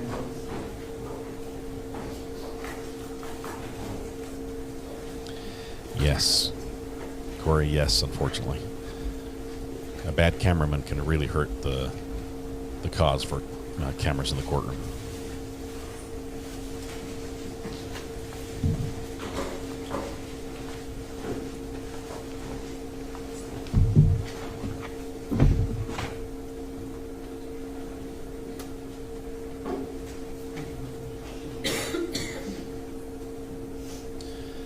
Another solution for this would be to use what's called a PTZ camera, pan tilt zoom. They're remotely operated.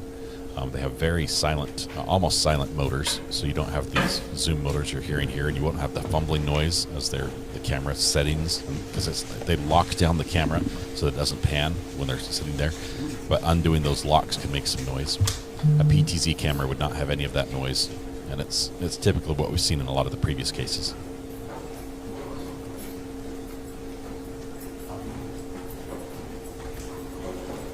If I get you come all the way through the witness stand, please, when you reach it, you have to see, stop and look at me. Raise your right. Swear to tell the truth, whole truth, nothing but the truth. Yes. Please be seated. And once you're seated, if I get you scoot that chair all the way up as far as it will go. Can you please state your full name and spell your full name? Yes, it's Ashley Pasteltiner, ASHLEY PASTLTINER.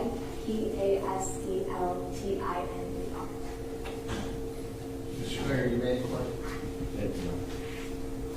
I'm going to say Ashley, but I worked on your name last name, and I don't think I got it quite right, so I'll say good morning, Ashley. How are you? Good, how are you? Good. Ashley, could you please tell the jury, are you currently employed? Yes, I am at law business.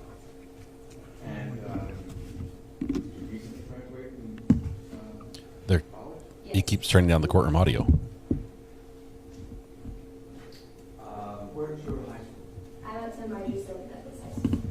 And where is that located? Parkland. Yes. I'm going to boost Were it. you there at the Marjorie Stone Douglas High School on February 14, 2018? Yes. That afternoon, let's say approximately 2:15 in the afternoon, were you in class? Yes, I was. Okay, what type of class were you in? I was in my drama class in the 700 building. And can you describe the 700 building? And by that I mean, is it classrooms are inside? Do you go inside to go to classrooms, or are they outside? They're kind of like the indoor-outdoor setup. So, like when you open the door to leave, you go outside immediately. Okay, so no interior corridors? No, okay. And I'm going to put up a map for you, and Judge, if I could have the pencil, thank you. And then it states one. Kathy Davis, Mike Savage, thanks for clicking the subscribe button. Good to have you here. Thank you. Sure. Okay, go ahead, sir. Thank you. Ashley, see, if you could hit the pencil and then go ahead and circle for us which building is the 700 building. Yeah, here. Oh, that's where my classroom is. Okay, so you made a circle that could you just make a little line around the whole building itself? Yeah. Thank you. And so the inner circle then that you've drawn would be where your classroom was located? Yeah, around there. Okay, and what building did you, if you're exiting your classroom, which building did your classroom face? The 1200 building. That afternoon, while you were in class, did anything unusual occur? Yeah, the fire alarm went off for the second time that day. Okay, do you remember when it went off the first time? Yes, it went off in my trigonometry class, which was earlier in the day. I forgot it. I think it was my second or third period. Okay, and which classroom was that in? Or building, I'm sorry, which building? That was also in the 700 building on the second floor. All right, and did that alarm trigger an evacuation? Yes. Okay, so you actually left the classroom and went to, did you go to a designated location? Yes, it did. All right, and where would that designated location be? For that specific classroom on the second floor, we evacuated down towards the parking lot on the left side of the 1200 building, so in between the two buildings. Well, could you do me a favor and just put like a little X where that parking lot was Yeah, that you it was evacuated? around here. Okay. And did I catch it correctly? You said it was on that classroom was on the second floor? Yeah, when the first fire alarm went off, I was in the second floor classroom. Okay. And what happened after you evacuated? It was pretty normal. We went outside, we did we waited for all like the fire marshals to come through, do their thing, check our fire alarms, and then we went back inside. Okay. And let me ask you, the classroom you were in that morning, did it face, when you were leaving it, did it face to the south or to the north? It faced the 1200 building also. Okay. Going back to the afternoon, the classroom you were in was on the first floor? Yes. All right. But also facing the same direction? Yes. Okay. Now, you have a fire drill for that classroom. Do you go to a different location than you did in the morning? Yes. Okay. And can you show the jury, please, by making an X, where you would go to for a fire evacuation from the classroom you were in the afternoon? Yeah, it was right here. So that Is there afternoon, another one, Johnny? When you heard the fire alarm go off, what happened next? So I walked outside of the building when the fire alarm went off. I got like halfway across the grass that was right outside of there, and then I started hearing loud banging noises coming from the 1200 building. I thought that at first the roof was collapsing of the building just because I was thinking the fire alarm went off for the second time that day. There must be a fire and the noises were really loud. So I was staring at the top of the building. There was no smoke or nothing was happening to the building. And then I started hearing more loud banging noises, so I went back inside. And were you out there with a group of students? Yes. And did you recognize or did you know what the banging noises were, or did you just hear the sound? At first I didn't know what it was. Like I said, I thought that the roof of the building was collapsing, but then after a few seconds, I guess I realized that it was probably gunshots. All right. And in your mind, where were those gunshots coming from? They were coming from the 1200 building. All right. And when you say from, is it the outside or the inside of the 1200 building? The inside. And they were so loud that you felt that the roof was possibly Yes. coming down. All right.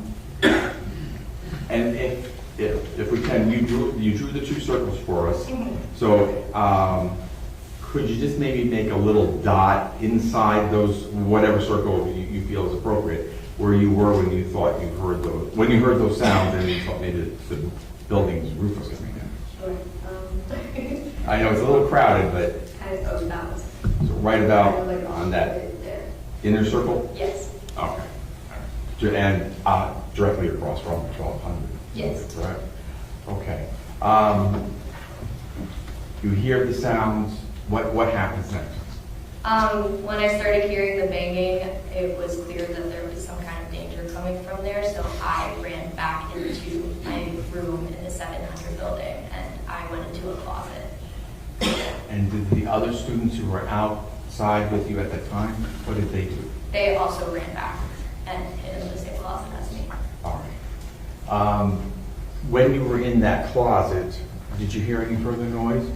Yeah, we did hear gunshots for a little bit longer, All right. and then eventually they stopped. Were they as loud, less loud? Since you're now inside, how can you Yeah. describe it for me? I was behind two shut doors at that point, so they were definitely quieter, but we could still clearly hear the noise coming from the building. Okay, and can you tell, I think you've already sort of mentioned it, but can you tell the jury what those two closed doors where they were? Sure. So there was doors to come into my room, and then there was also a large storage closet at the back of my room, so we all hid in the storage closet. So the door to the closet and then the door to the classroom? Yes. The two doors in behind? Yes. And how long were you in the closet for? For about 2 hours until we were evacuated. All right. Did who evacuated you? The SWAT team. All right. And how did you, when they evacuated you, how did you exit the building? So that storage closet had 2 entrances, and the entrance to the bedroom was kind of in the middle of that courtyard area, like when you open the door, it went towards the courtyard area. So they evacuated us through that door that was further away from the 1200 building and had us go through the courtyard and then out to Pine Island. Okay, so I know it's getting a little crowded there, could you just put maybe a little circle or a dot where the courtyard area is? Yeah, so the door that we would have left was like here. Okay, and you got to that door from inside. Crossing inside the building? Mm-hmm. And then the courtyard is where just past where the little dot is? Yeah, it's the big square. All right. At any time, first of all, did you know who was did you know the school's SRO? School Resource Officer? Not very well. I knew that we had one. All right. Did you know what he looked like? No. So if you had seen him that day, you wouldn't know him? If you had seen him? Not by name. Would you know him by his looks? I mean, they wear the uniforms, so I would have just assumed that it was our resource officer. All right. Did you see him at all that day? No. Somebody's phone buzzing. Yeah.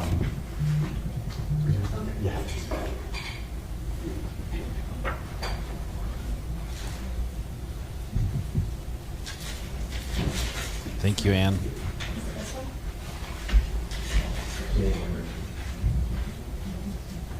This time has to show what's in evidence. Show the witness what's in evidence as state's composite number 6, and this is number 13 in that composite. This is F13, which is part of State's Exhibit 6? Yes. Understood. Thank you. And it doesn't have to be, it's not sensitive. The TVs are off, right, Mr. Fleming? They can be on? Yes, sir.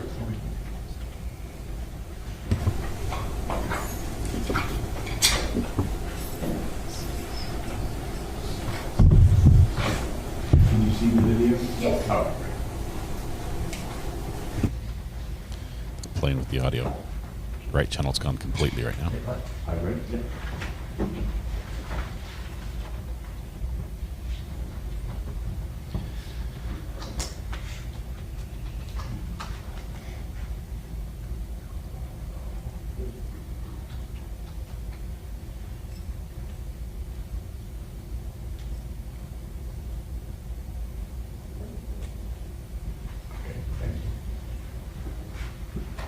Do you recognize what was happening in that video? Yes. And was that, does that video accurately show the point in time when you evacuated the second time that day from the 700 building? Yes. And does it also accurately show what happened? Yes. That when you and the rest of the kids went back into the building? Yes. All right. That's fine. Thank you. I have nothing further. Okay, cross-examination, go ahead. Get ready for this. Oh, that's the jury one.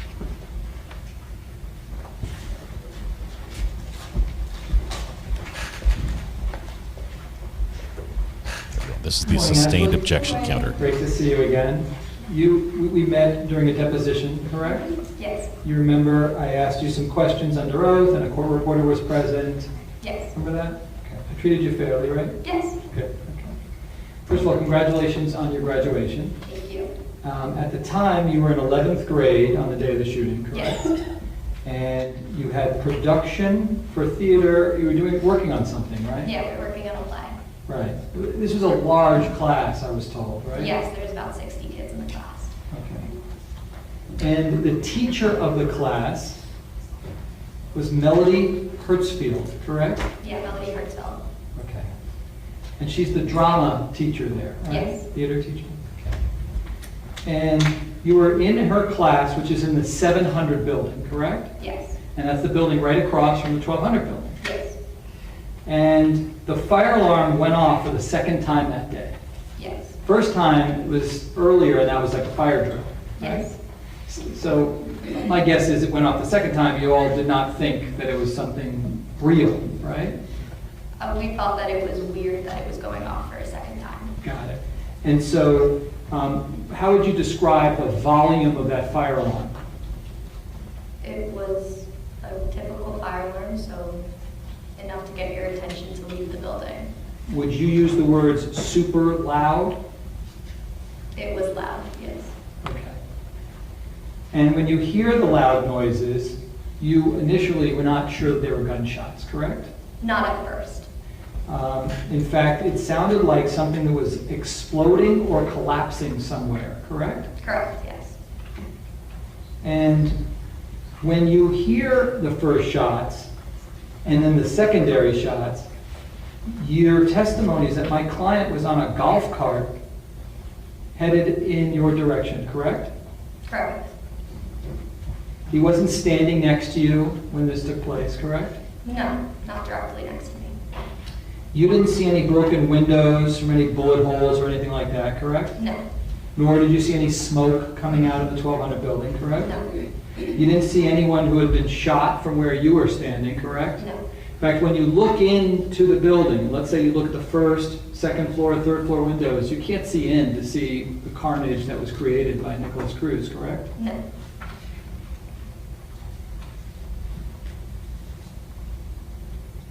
And when you initially heard the shots, your direction of sight was drawn to the top of the building, correct? It was drawn towards the third floor roof area. Okay.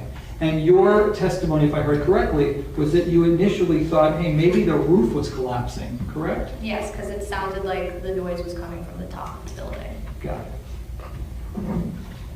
And what is the echo gain? There's a hallway that echoes in that area. Okay, tell us about that. Towards the end of the hallway, there's a long, kind of like indoor-outdoor hallway that's more enclosed than the others that you can hear echoes up and down. Okay. And when you say towards the end of the hallway, is that towards the 800 building? Or is that, where towards the end of the hallway? I'm not exactly sure what the number of the building was, but it was towards our auditorium. Okay. And would that have been closer to, do you know ultimately where my client was positioned? Did you find out where he was positioned during the shooting? I believe it was towards the right of me. Okay. So would that have put, that area of echo, would that have been closer to where my client was positioned? Correct. Okay. So when you say the echo game, tell us what that game entails and what you would do. When we would be rehearsing for shows later at night or moving in between the auditorium, we would, yell echoes towards each other just because it would go up and down the hallway. So without question, you experienced, even before the shooting, you pronounced echo in that area, correct? When we were directly inside of the hallway, yes. Okay. I wish you the very best. Thank you. Based on that, any redirect? Just a few questions. Go ahead. Actually, first question I'd like to just confirm with you. You saw in the video the group of kids. Yes. You were in with that group of kids, correct? Yes. Okay. In your mind, how close was that, or how far was that from the 1200 building? I'd say about from like where I'm sitting now to like seats over there. You're in the courtroom, the chairs or the benches? Do you mean in the back? Like the benches. Okay. The first person to stand or sit. All right. And so when you're in that area, okay, you're not in that echo hallway. No, not at all. Okay. And Are you familiar with the east end, the front of the 1200 building? Yes. You've walked by that building many times? Many times. And if you were standing, do you remember all the water pipes that are stored in the front of that building? Okay. If you were standing in that area, would you be in the echo hallway? No, that would be behind you. So Okay. if so you're that- standing in front of it, you wouldn't hear it. All right, so you wouldn't have an echo because you're not in the hall. Because you're not inside the hallway, correct? All right. No further questions. Based on that, any recross? No, Your Honor. State, is the witness excused? Yes, sir. You may step down. Thank you very much. While she is doing that, State, you may call your next witness. State calls Officer Richard Best. Officer Richard Best. I realize we've gone through a lot of students. I don't think we're going to have students through the entire trial. I think we'll have a lot more officers. We'll have teachers, probably some administrators, and maybe some experts.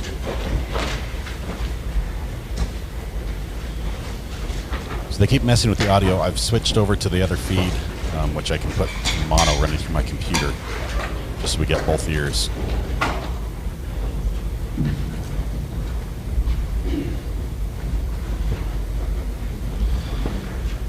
But now I need to go back and tune out the air conditioner again, which I had done on the other feed. Find the two frequencies it operates on.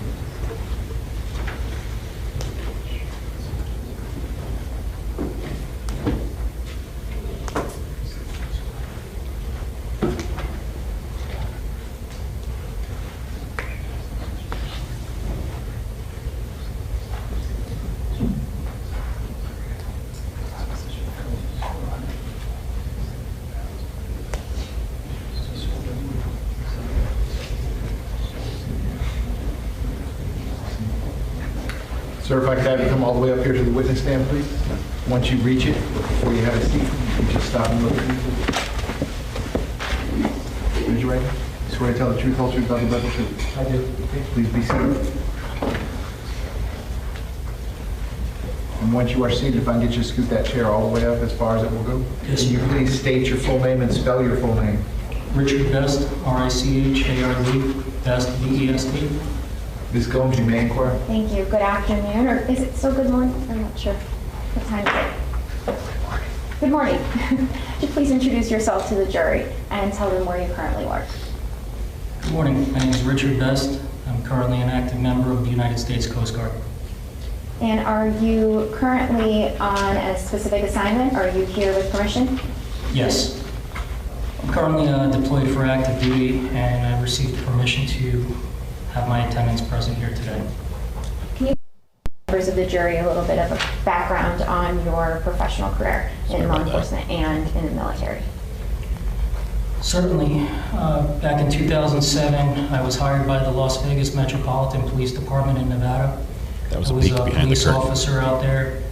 I participated in a couple of different assignments, mainly road patrol, and a little bit of additional training in certain areas with special investigations, gang response, intelligence, and due to family reasons, we decided to relocate to the East Coast.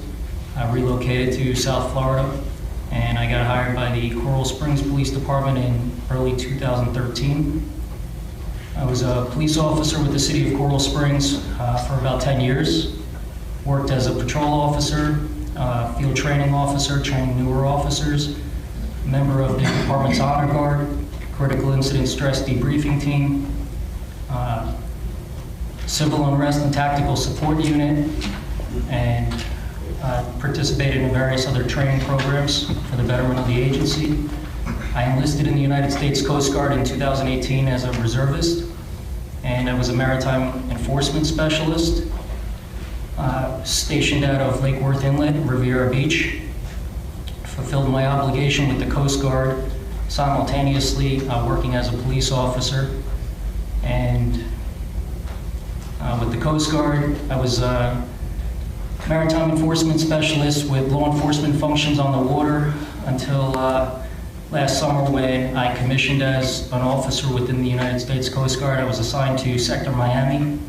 The easiest way to differentiate that was more operational to administrative with emergency management.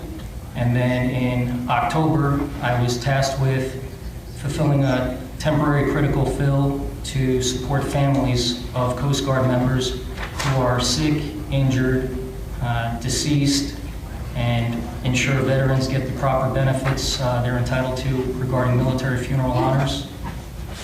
Not easy to talk about yourself, but that's about it. I appreciate it. You mentioned that you enlisted in 2018. In February of 2018, were you working with the Coral Springs Police Department? Yes, I was. Okay. And I'd like to turn your attention specifically to February 14th, 2018. Can you explain for the members of the jury, were you working that day? What did your day begin like?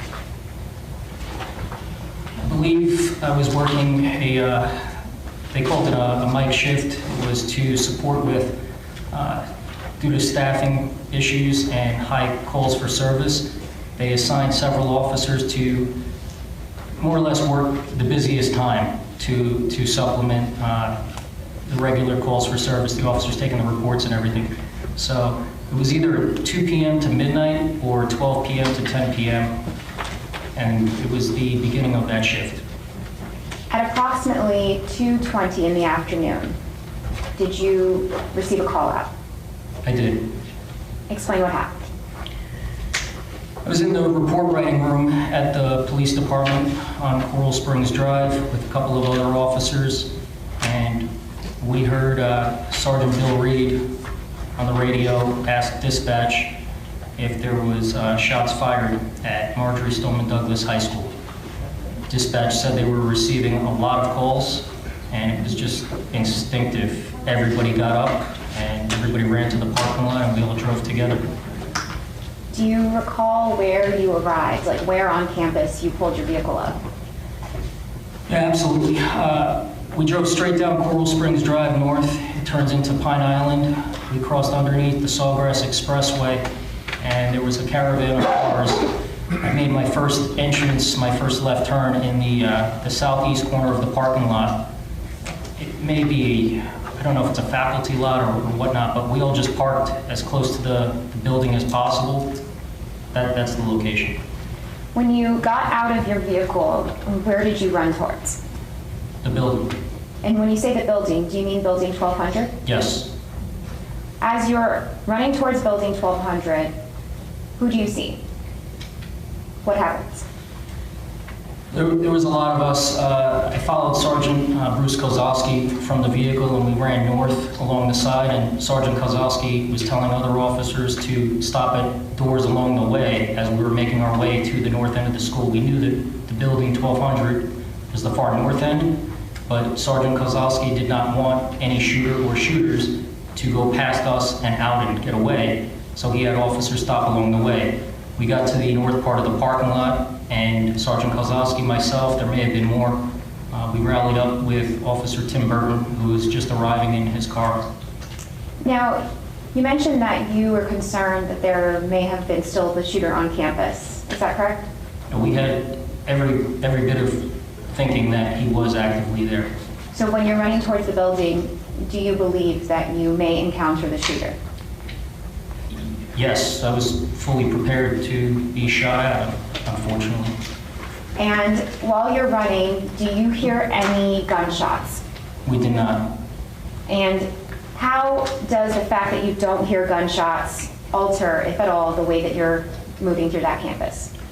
At that particular time for us, it had no effect whatsoever. We felt that, or I shouldn't say we, I felt that the shooter was there, he was on the campus, and I did not want another person to get shot, and I wanted to locate him as quick as I possibly could. When you meet up with Tim Burton, where are you in proximity to the 1200 building? I didn't know the building at the time, but now I know that Tim Burton was just to the east of it.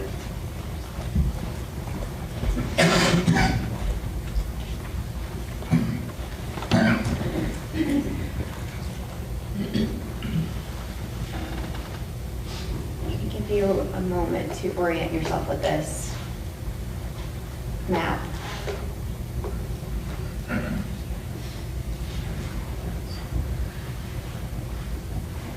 Now I'm going to zoom in to the 1200 building, and if you can describe for us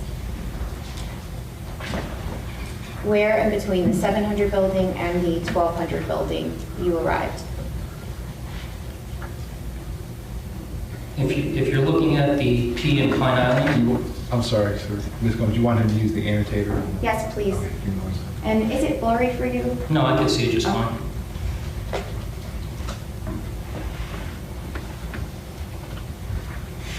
I can just do. Okay.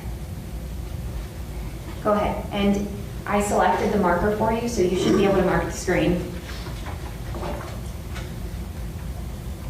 You know exactly from the cameras and everything, but from my recollection, we were somewhere right in that area. That's where Tim Burton was with his vehicle.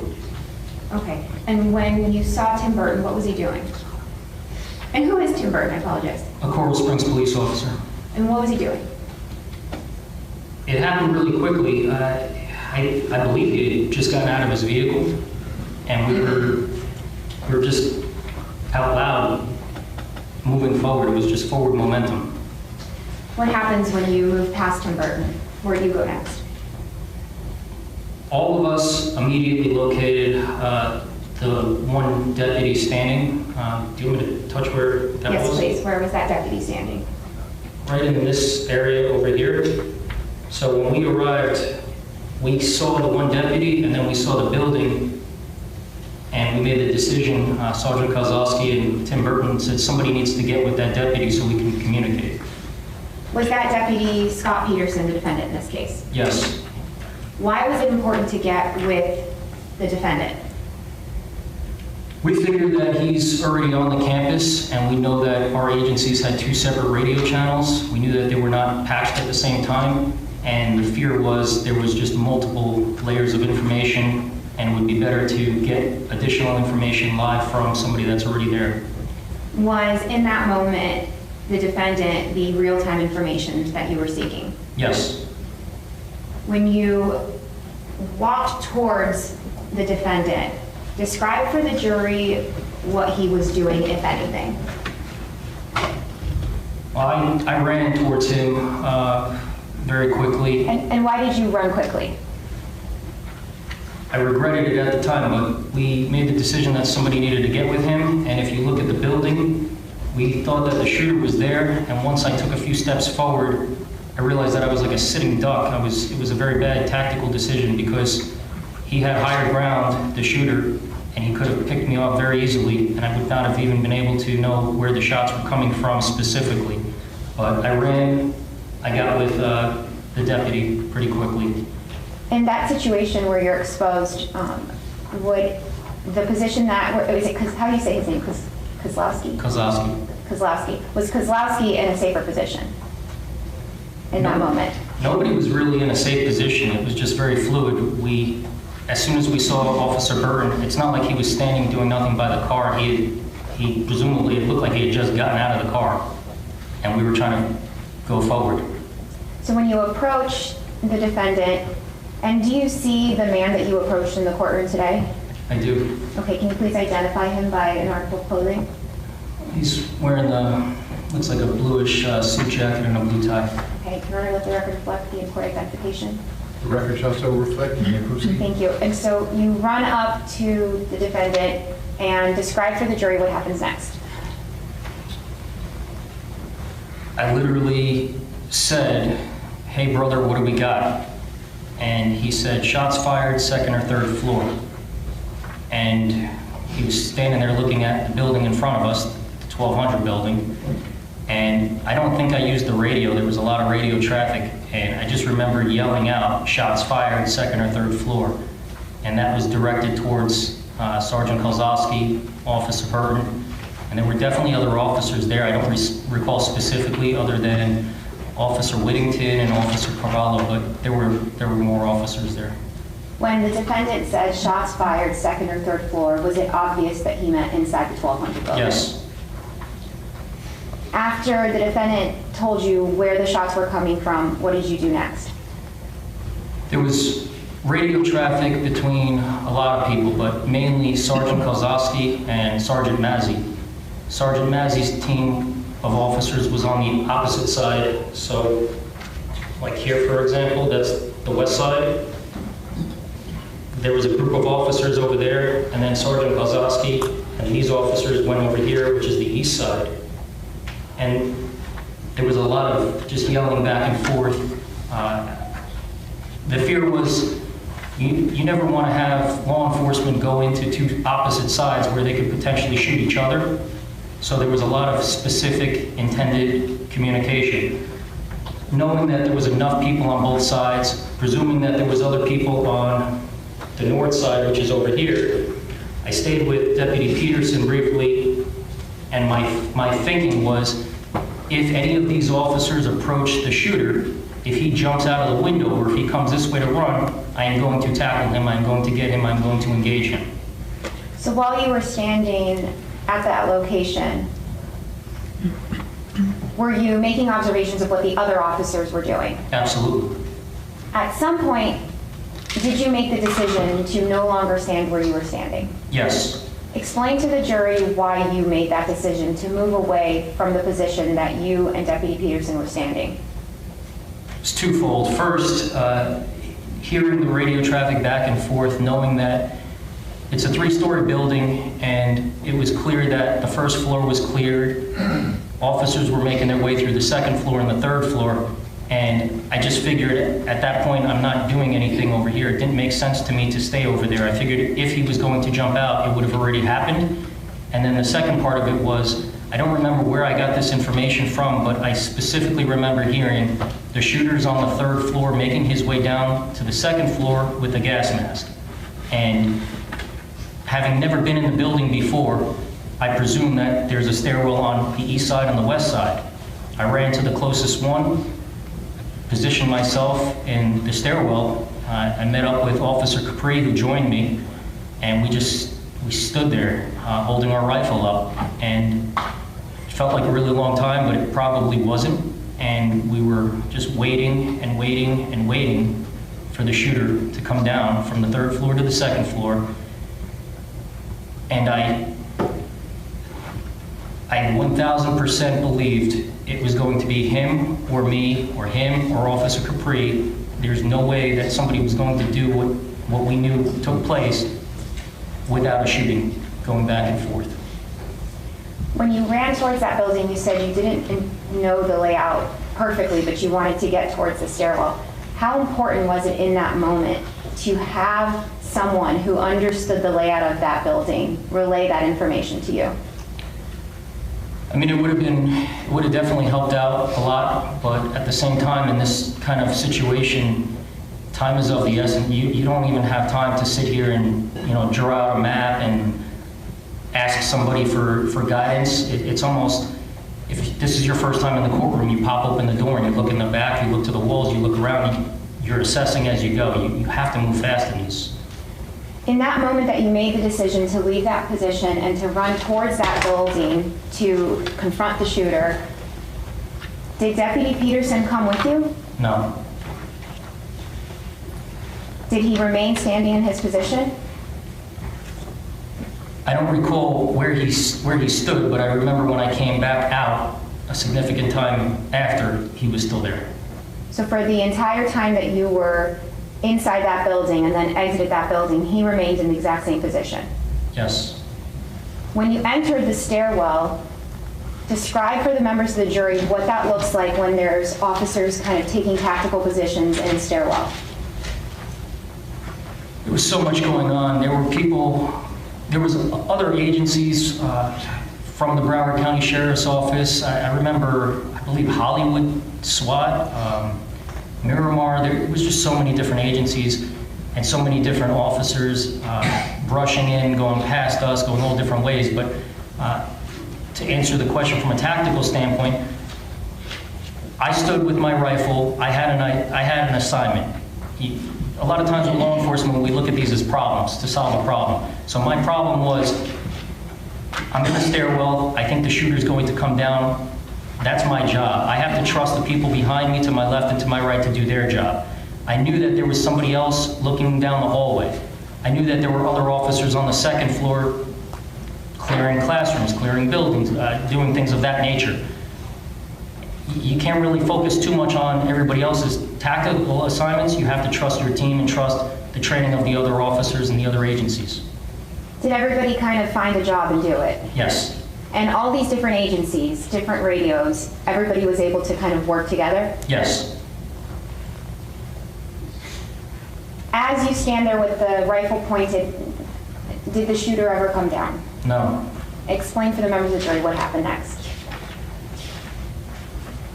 It was like the gust of wind comes out of the sail. At some point, there was information, I believe it was over the radio, that the information that the shooter was coming down the stairwell came from somebody who had watched this on surveillance camera, on a security camera. And at some point, it was relayed to all of us that that information was delayed. I want to say like 20 minutes delayed, because the person was rewinding the video, trying to locate the last place that they had the shooter. And when the information was relayed to us, we thought it was real time. We thought it was live. And it was significantly delayed. When did you realize that? We were still in the stairwell, and then it was relayed that he had gotten out of the building and he was probably gone. And it was at that time, and then we transitioned to basically rendering aid. Explain for the members of the jury, have you ever taken classes while you were at the Coral Springs Police Department or Las Vegas, the Coast Guard, on rendering aid in a combat sort of situation? So this really isn't all that new. With Las Vegas Metropolitan Police Department about 12 or so years ago, they implemented what was called MACTAC.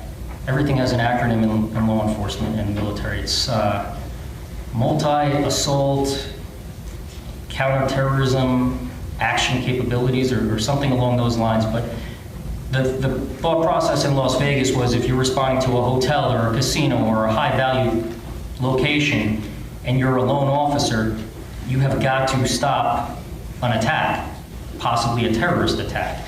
And there's different situations where you would form up a team. There's different situations where you're expected to go in yourself, and you have got to make a confrontation. Fast forward a little bit to, and there wasn't too much implementation on medical from Las Vegas at that time. It was more just confronting a shooter or confronting a terrorist attacker. Fast forward to Coral Springs. I hired on in 2013. I want to say it was maybe 2015 or 2016. Sergeant Carla Kimatek, now she's Sergeant Miller, but she was in charge of the training unit, and she was very aggressive in getting us trained properly and adequately to address school shootings specifically. But if we go to a school, if we go to a populated building, if we go to a mall, here's what's expected from Coral Springs. This is what we want you to do. And I know that I remember her having the support from, it was Chief Tony Vistizzi at the time. So we did an extensive amount of training, and we're fortunate because it's not that big of a jurisdiction. We've got a lot of firefighters, paramedics, EMTs, but it was ingrained upon us that we may have to render immediate medical aid when possible to save somebody's life. So they didn't have a fancy name for it. I want to say it was just maybe stop the bleed, or just stopping the bleeding. That was the emphasis for us. And then with the Coast Guard, for years, they've had, it's called Tactical Combat Casualty Care, and it's a similar premise with all three agencies. So as it applies to February of 2018, what type of aid is the priority in that moment when you have gunshot wound victims? Well, there's going to be two. Assuming you're no longer looking for the shooter, you're going to transition and you're going to observe a lot of loss of blood, so you need to stop that. So primarily chest seals or tourniquets. And what is a chest seal? It's basically meant to, it's a little clear plastic piece. You open it up, you put it onto either the front chest area, the abdomen, the back, the neck, over an open wound. And the goal is to just stop air from getting in and complicating the wound. We were never, trained paramedics or EMTs, so we just got the bare minimum training on what it was and what it accomplished. But we had very definitive tasking where here's a chest seal, here's how you would use a chest seal, here's how it would help save somebody's life, similar to a tourniquet with its own application. A tourniquet would be on limbs, arms and legs, and you want to stop the flow of blood, stop the blood flow. But I should also mention, we've also been told that you might not have a tourniquet or a chest seal. I mean, you could use, I could rip off my shirt and make that a tourniquet. Applying pressure on wounds, things like that are nothing new. And are chest seals, tourniquets, I even suppose, I guess, makeshift tourniquets, an understood necessary tool throughout law enforcement? Absolutely. And in a situation where there are several children that have been shot, explain for the members of the jury how you would kind of triage and how you determine what to do in that situation. I hate to sound insensitive, but the reality is you have to make very, very quick decisions. It's similar in the military as it is law enforcement, fire rescue, everybody's the same in this. If you've got 10 people on the ground, whether they're children or adults, and you're looking at them, if somebody looks deceased, you're moving on to the next. If there's a chance at saving somebody's life, you're going to try to save their life, and you have to make a decision on, who stands the best opportunity, and they're split-second decisions. You're not really doing a full head-to-toe evaluation. Like in this particular case, I didn't get too involved with that, but I helped with several victims. We transported them over to a golf cart, and we knew that that golf cart was then taking them over to a triage location. Exactly what I just described was taking place at the triage location. And then they were making a decision on taking them to different hospitals. And it's just, it's a cycle. I hate to sound insensitive, but you have to prioritize, if you can save somebody's life or not. How important is it when triaging and trying to save lives to have all hands on deck, anybody who's available and able-bodied to help, especially law enforcement? Especially in this case with the amount of victims, amount of injured people, everybody played a part. Sometimes you can have too many people. I really don't think in this particular case you could have had too many people. It was controlled chaos. We didn't really have egos on the ground. There was a lot of direction being given, and it was just kind of understood. Like, for example, I had somebody yell at me after most of this was done. I had somebody yell at me to stand by a gymnasium just to make sure that everything was triple checked and quadruple checked and cleared. I don't know who told me to do that. I just did it. Likewise, if I would have given somebody direction, I would think that they would have followed it. Explain for the members of the jury, so what happens? You assist the victims, explain how the remainder of that initial controlled chaos takes place. So we know that the shooter's gone, but it was again relayed. Sergeant Kozlowski was adamant, keeping everybody focused because it's very easy to become complacent. And when we found out that the shooter had left the campus, I can't speak for everybody, but I feel like everybody felt the same way, that we had failed. We didn't get here quick enough. We didn't do enough. We didn't catch him. And it was important that we knew that there could potentially be, there could be bombs, there could be booby traps, there could be other shooters, there could be other people, there could be other situations present, and we can't just, walk away. We knew that those that needed medical attention were getting medical attention, but we couldn't just put our heads down and think that, okay, there's no more threat. There was a ton of faculty. They were absolutely incredible and amazing. They evacuated children, listening to all the directions from law enforcement. I remember yelling at some teachers to, go with the children. Everybody listened and everybody did that, going to the specific areas they were told to go to.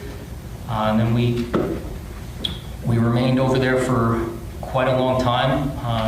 There was an update over the radio that a Coconut Creek police officer had located the shooter.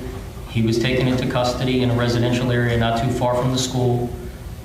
bunch of officers went to assist him with that, but those of us that were at the school, we stayed at the school. That was our job, that was our tasking. A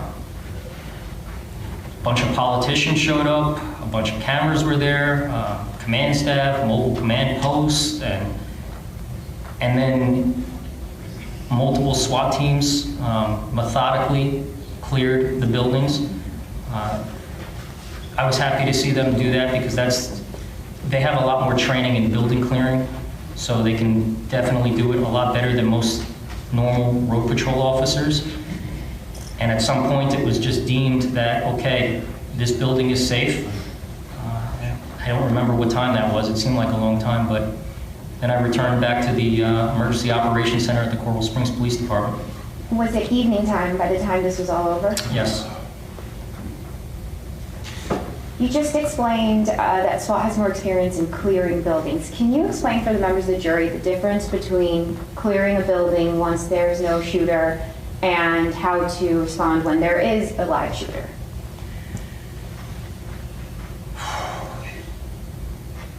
If you can visualize responding to a shooting taking place, every single time you hear a gunshot, presumably somebody's getting shot.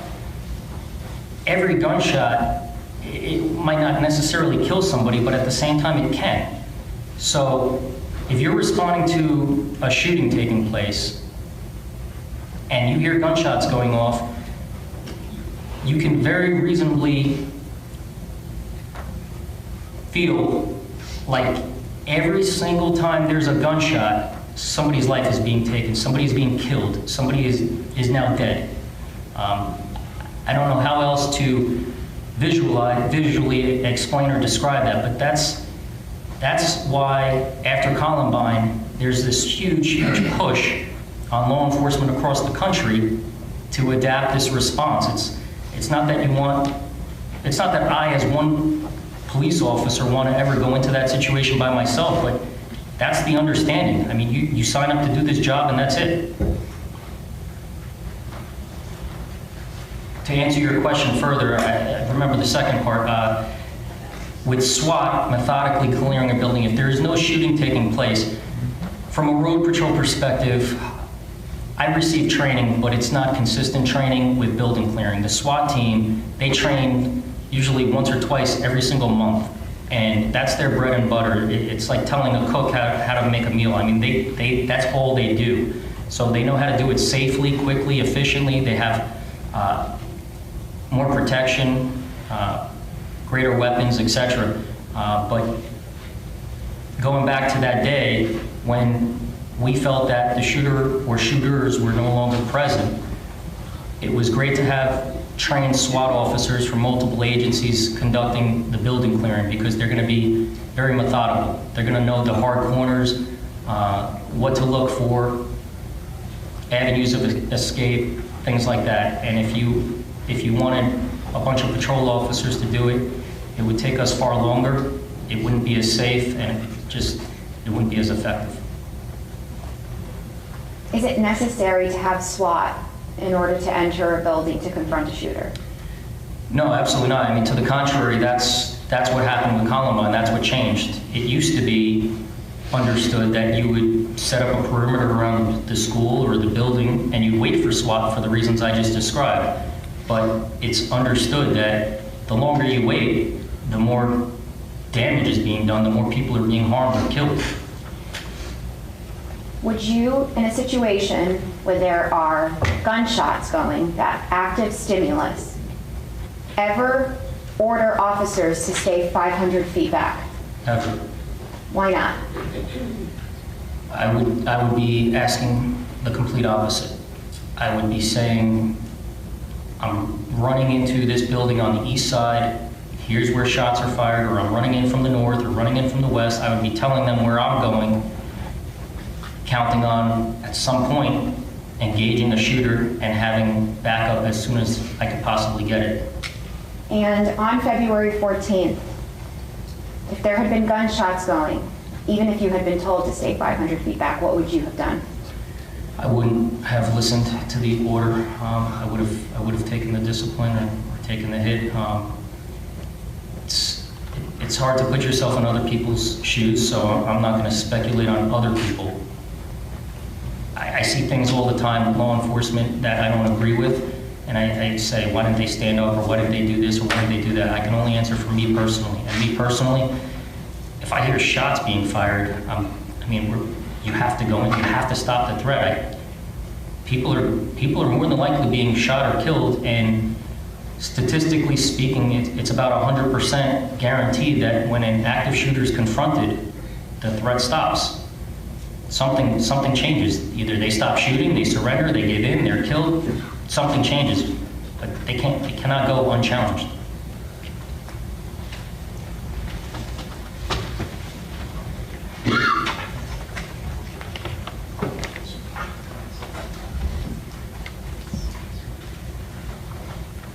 Your Honor, can we go sidebar, please?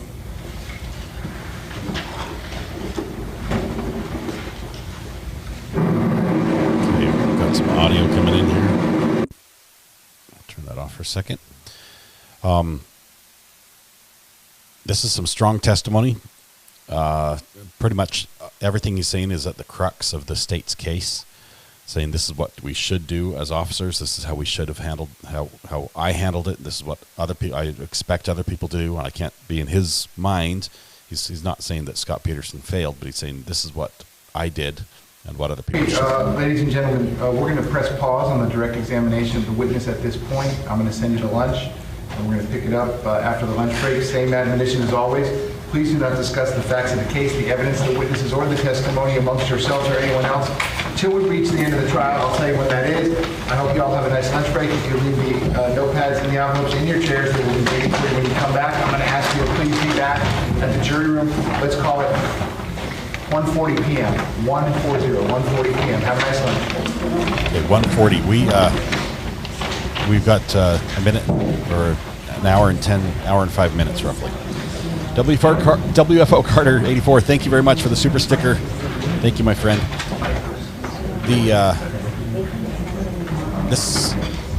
I know there's some strong feelings in chat. Let me turn this down. This is so loud. Okay, we're outside the presence of the jury. Everyone can be seated. So, sir, I'm going to have you step down. You can talk to anyone you want about anything you want, except your testimony in this case. It's just like you're on the witness stand. And I'm going to ask you to be back here at 1:40 p.m. Yes, sir. Okay? State, anything else you need me to address before we recess for the lunch break? No, Judge. Defense, anything else you need me to address? No, yeah. Okay, so then we'll be in recess for the lunch break till 1:40 p.m. I hope you have a nice lunch. Okay. We're going to lunch. There are some strong feelings here. I realize that. I do still feel I want to hear all the evidence. I want to hear most of the evidence. We're not going to hear everything. Obviously, I'm not listening to some of the videos that are recorded in the classroom that I think won't help me make a decision. Hearing people get shot won't help me make a decision. They were not able to be heard from outside the building where the officer was. The gunshots were heard. We've heard those already. So that's anyway. Can we recap the visit from Dr. G? Basically, it's the highlight of my week, Kathy. Dr. G was awesome. We got to talk to him a little bit about the fact that his recent video about Brian Kohberger and the body language during his arraignment. It's a 7-minute, 33-second video where he shows Brian Kohberger different motions. He smiles at his attorney, things like that, and he analyzes what he can from that and draws conclusions from that. He talks about that, and Brian Kohberger's defense cited that video by name in their filing, saying we should not allow cameras in the courtroom because people are analyzing his body language. And they said self-proclaimed experts, and which is funny because Dr. G is an expert witness, has been involved in many court cases, doing analysis and analyzing people that are in trial and testifying as well. So not self-proclaimed by any means. Anyway, it was great to talk to him. We talked about a couple other issues as well. We answered a lot of questions from chat. You guys were absolutely incredible in chat, providing great questions for him as well. Does he read the letter by Kohberger in the video? No, we don't. I read little excerpts from it, but the important part to know is they talk specifically. They mentioned body language. They mentioned his exact video. My sound is slightly glitchy. Don't know why it's glitchy. Gail Pett. Let's see. It should not be glitchy. Dennis, thanks for clicking the subscribe button. We call that admitting to be an addict. Welcome. You're one of us. Sounds good there. Okay. We're going to be caught up. We were about half an hour behind, but now we're caught up, and we'll be having lunch and coming back. Right now, right about the time we come back, the Koberger trial has the hearing regarding cameras in the courtroom. The last posting I can see on that was that there's going to be it's signed by Judge Taylor. Let's see, June 9th, 1:30 p.m. I can't see if it's going to, it says motion for order permitting Zoom participation at hearing for witnesses or to continue hearing. So that's where we're going to hear the arguments. We're going to hear basically the lawyer that the AP and all the media have hired to handle the media's interest in this case, and then we're also going to hear the state and the prosecution, because both of those are opposed to media in the courtroom, and we're going to see where the judge falls on this. We do know that the judge told the media dial it down a bit, because they came in with a big letter. First of all, the media went straight to the Supreme Court and sort of got kicked back to this court, saying you have to work your way through the system. The judge admonished them for that and saying that slows down the process, and you did the wrong thing. You went over my head.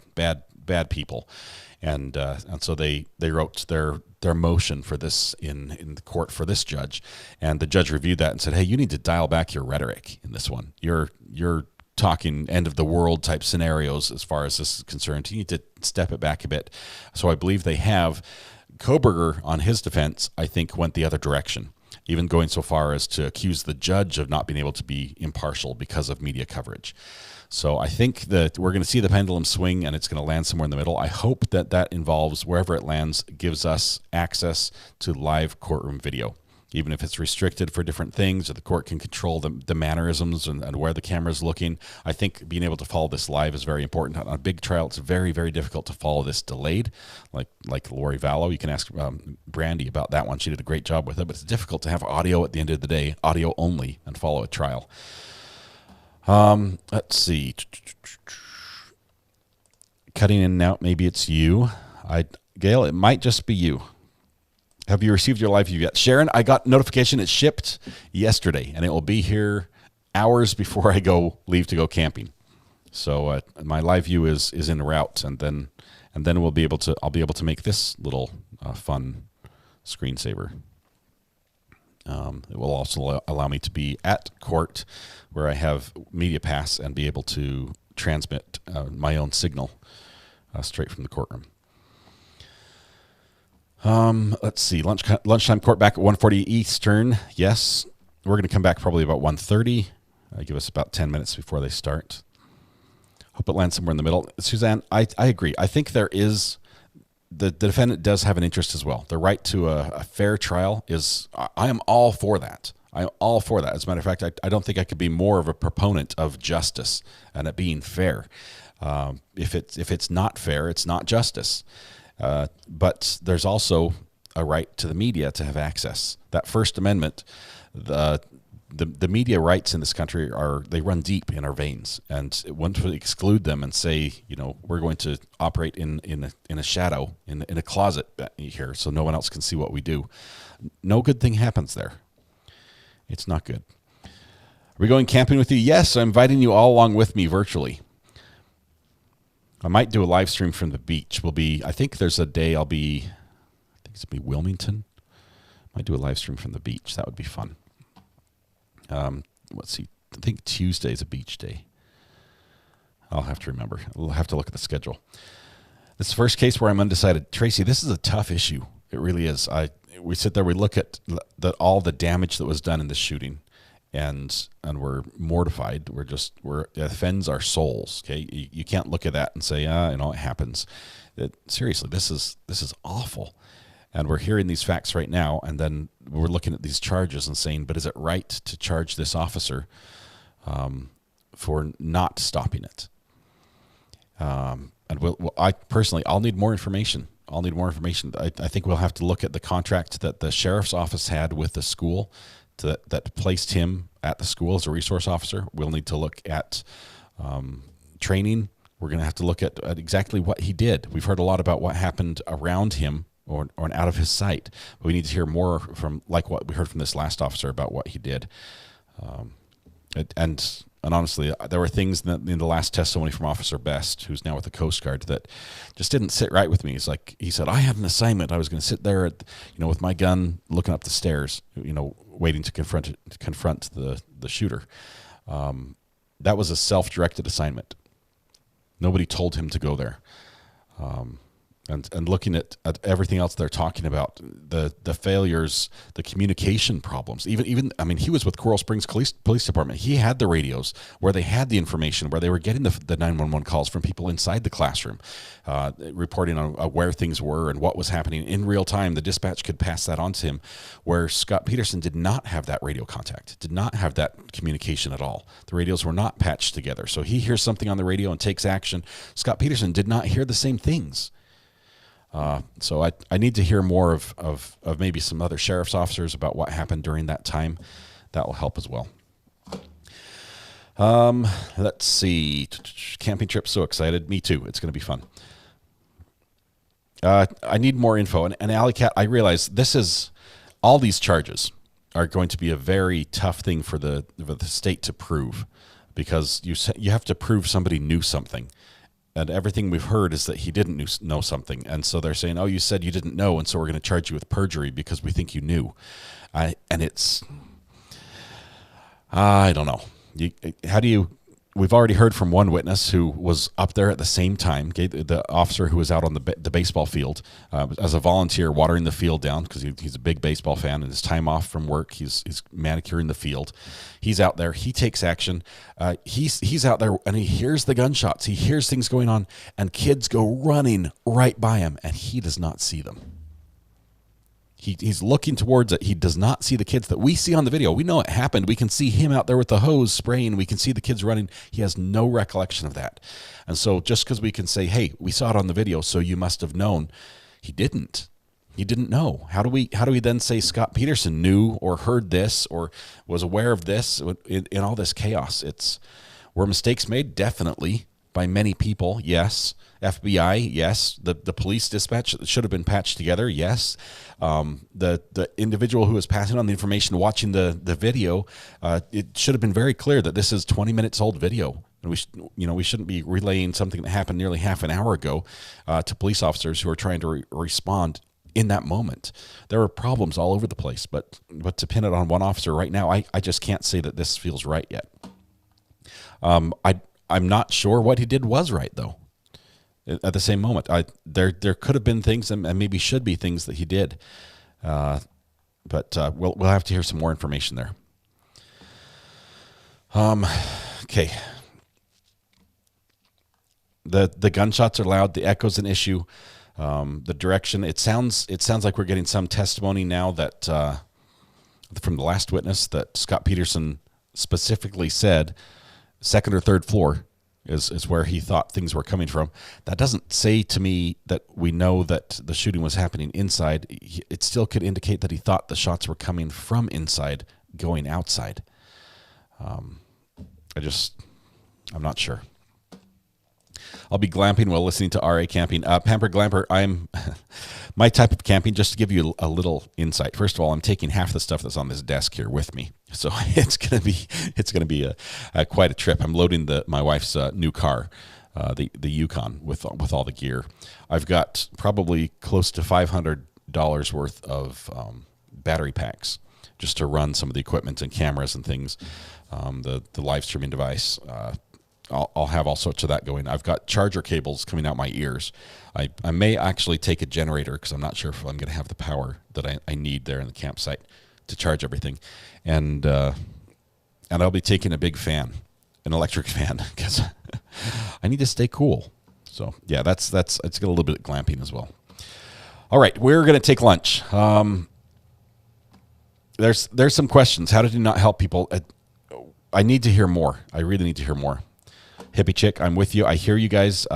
there are several of you that feel very strongly that this was just that what he did or didn't do was wrong. And we look at the shooting out of Texas, and I look at the video of the officers there, and we look at that and we say, this is wrong to have something, kids being harmed right now and officers not do something. But I have to look at that and be able to say, but what did he know? Did he know what we know now?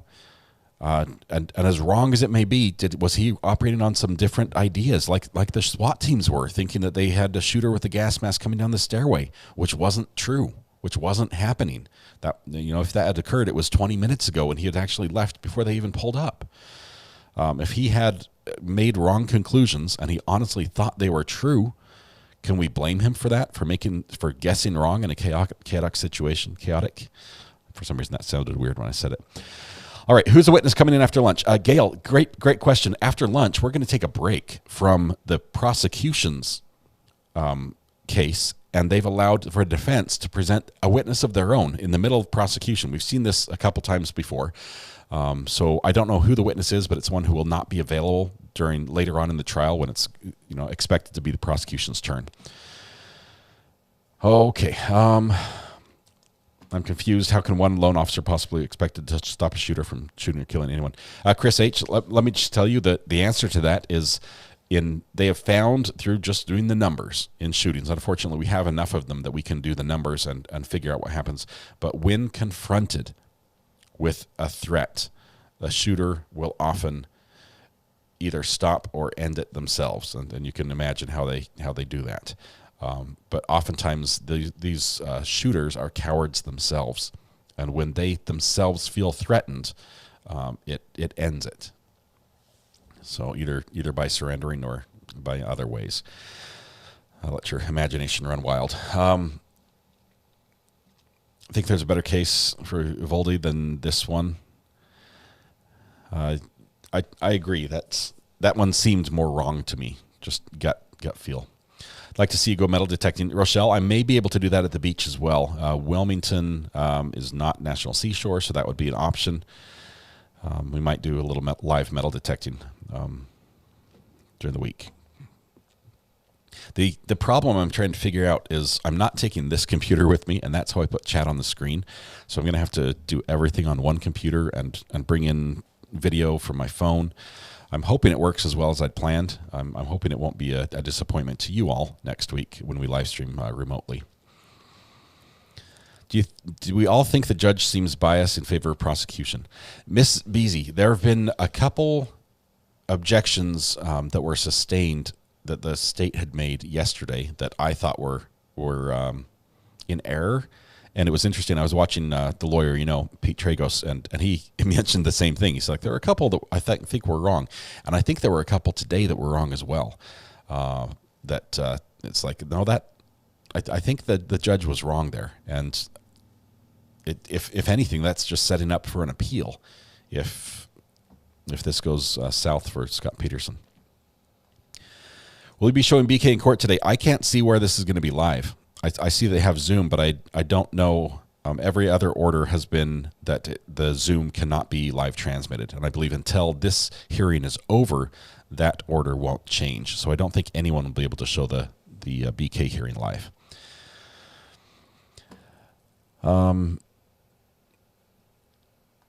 Nobody wants to be a security officer if they know they could be litigating against.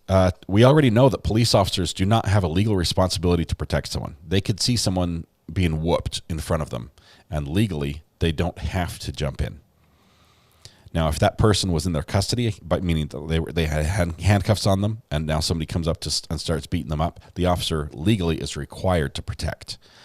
That's already gone through the court system, and we already know that. But in this case, the officer had a contract with the school to provide a certain service, and maybe that may be a little different. Laura Cooper, milestone message to RA, my RA addicts and mods. Love you all. Laura, we'll have to talk sometime about your jury service. It sounds like you just got out of 3 days of deliberation. And if it's something you want to talk about, I'd like to talk to you about that. Probably not right now during lunch, because y'all need to get something to eat. We've only got about half an hour, 40 minutes or so before we're going to be back. Debbie, you're too kind. If I fail miserably on this, it would be a disappointment. Judges are in favor of the state like 99.9% of the time. They see a lot of guilty people come before them. Honestly, just looking at the numbers, very few judges will be out there and say, looking back on all the cases that I've tried in my courtroom, I'd say about 75% of the people were innocent. It just doesn't happen like that. The fact that so many things have to take place. There are people who are innocent who are wrongfully accused that are before judges, and probably every judge has had experienced that many times over. But the vast majority are guilty people who are being found guilty or through the process or claim or plead guilty and then are sentenced and punished. All right, lunchtime. Are you camping in an RV? No, we have cabins. We've rented I think it's a state park. I forget the name of it. There's a state park that has cabins with electricity, and we're in a bunch of cabins, and that's all I know. I know there's water nearby. We'll be driving all over the place. It's a little bit of a drive to get to the beach. We're not near the beach at all. I think we're about an hour or so away. Okay, see everyone after lunch. Yes, let's do that. Let's go to lunch. I'm going to get some food. Mrs. R.A. is gone. I don't know where she is. She took the kids and left. But I'm also going to go and probably check on my neighbor real quick and see how he's doing. So thoughts and prayers for him. If you want his name's KR. Good buddy, good friend. One of the first people to welcome me when I moved here.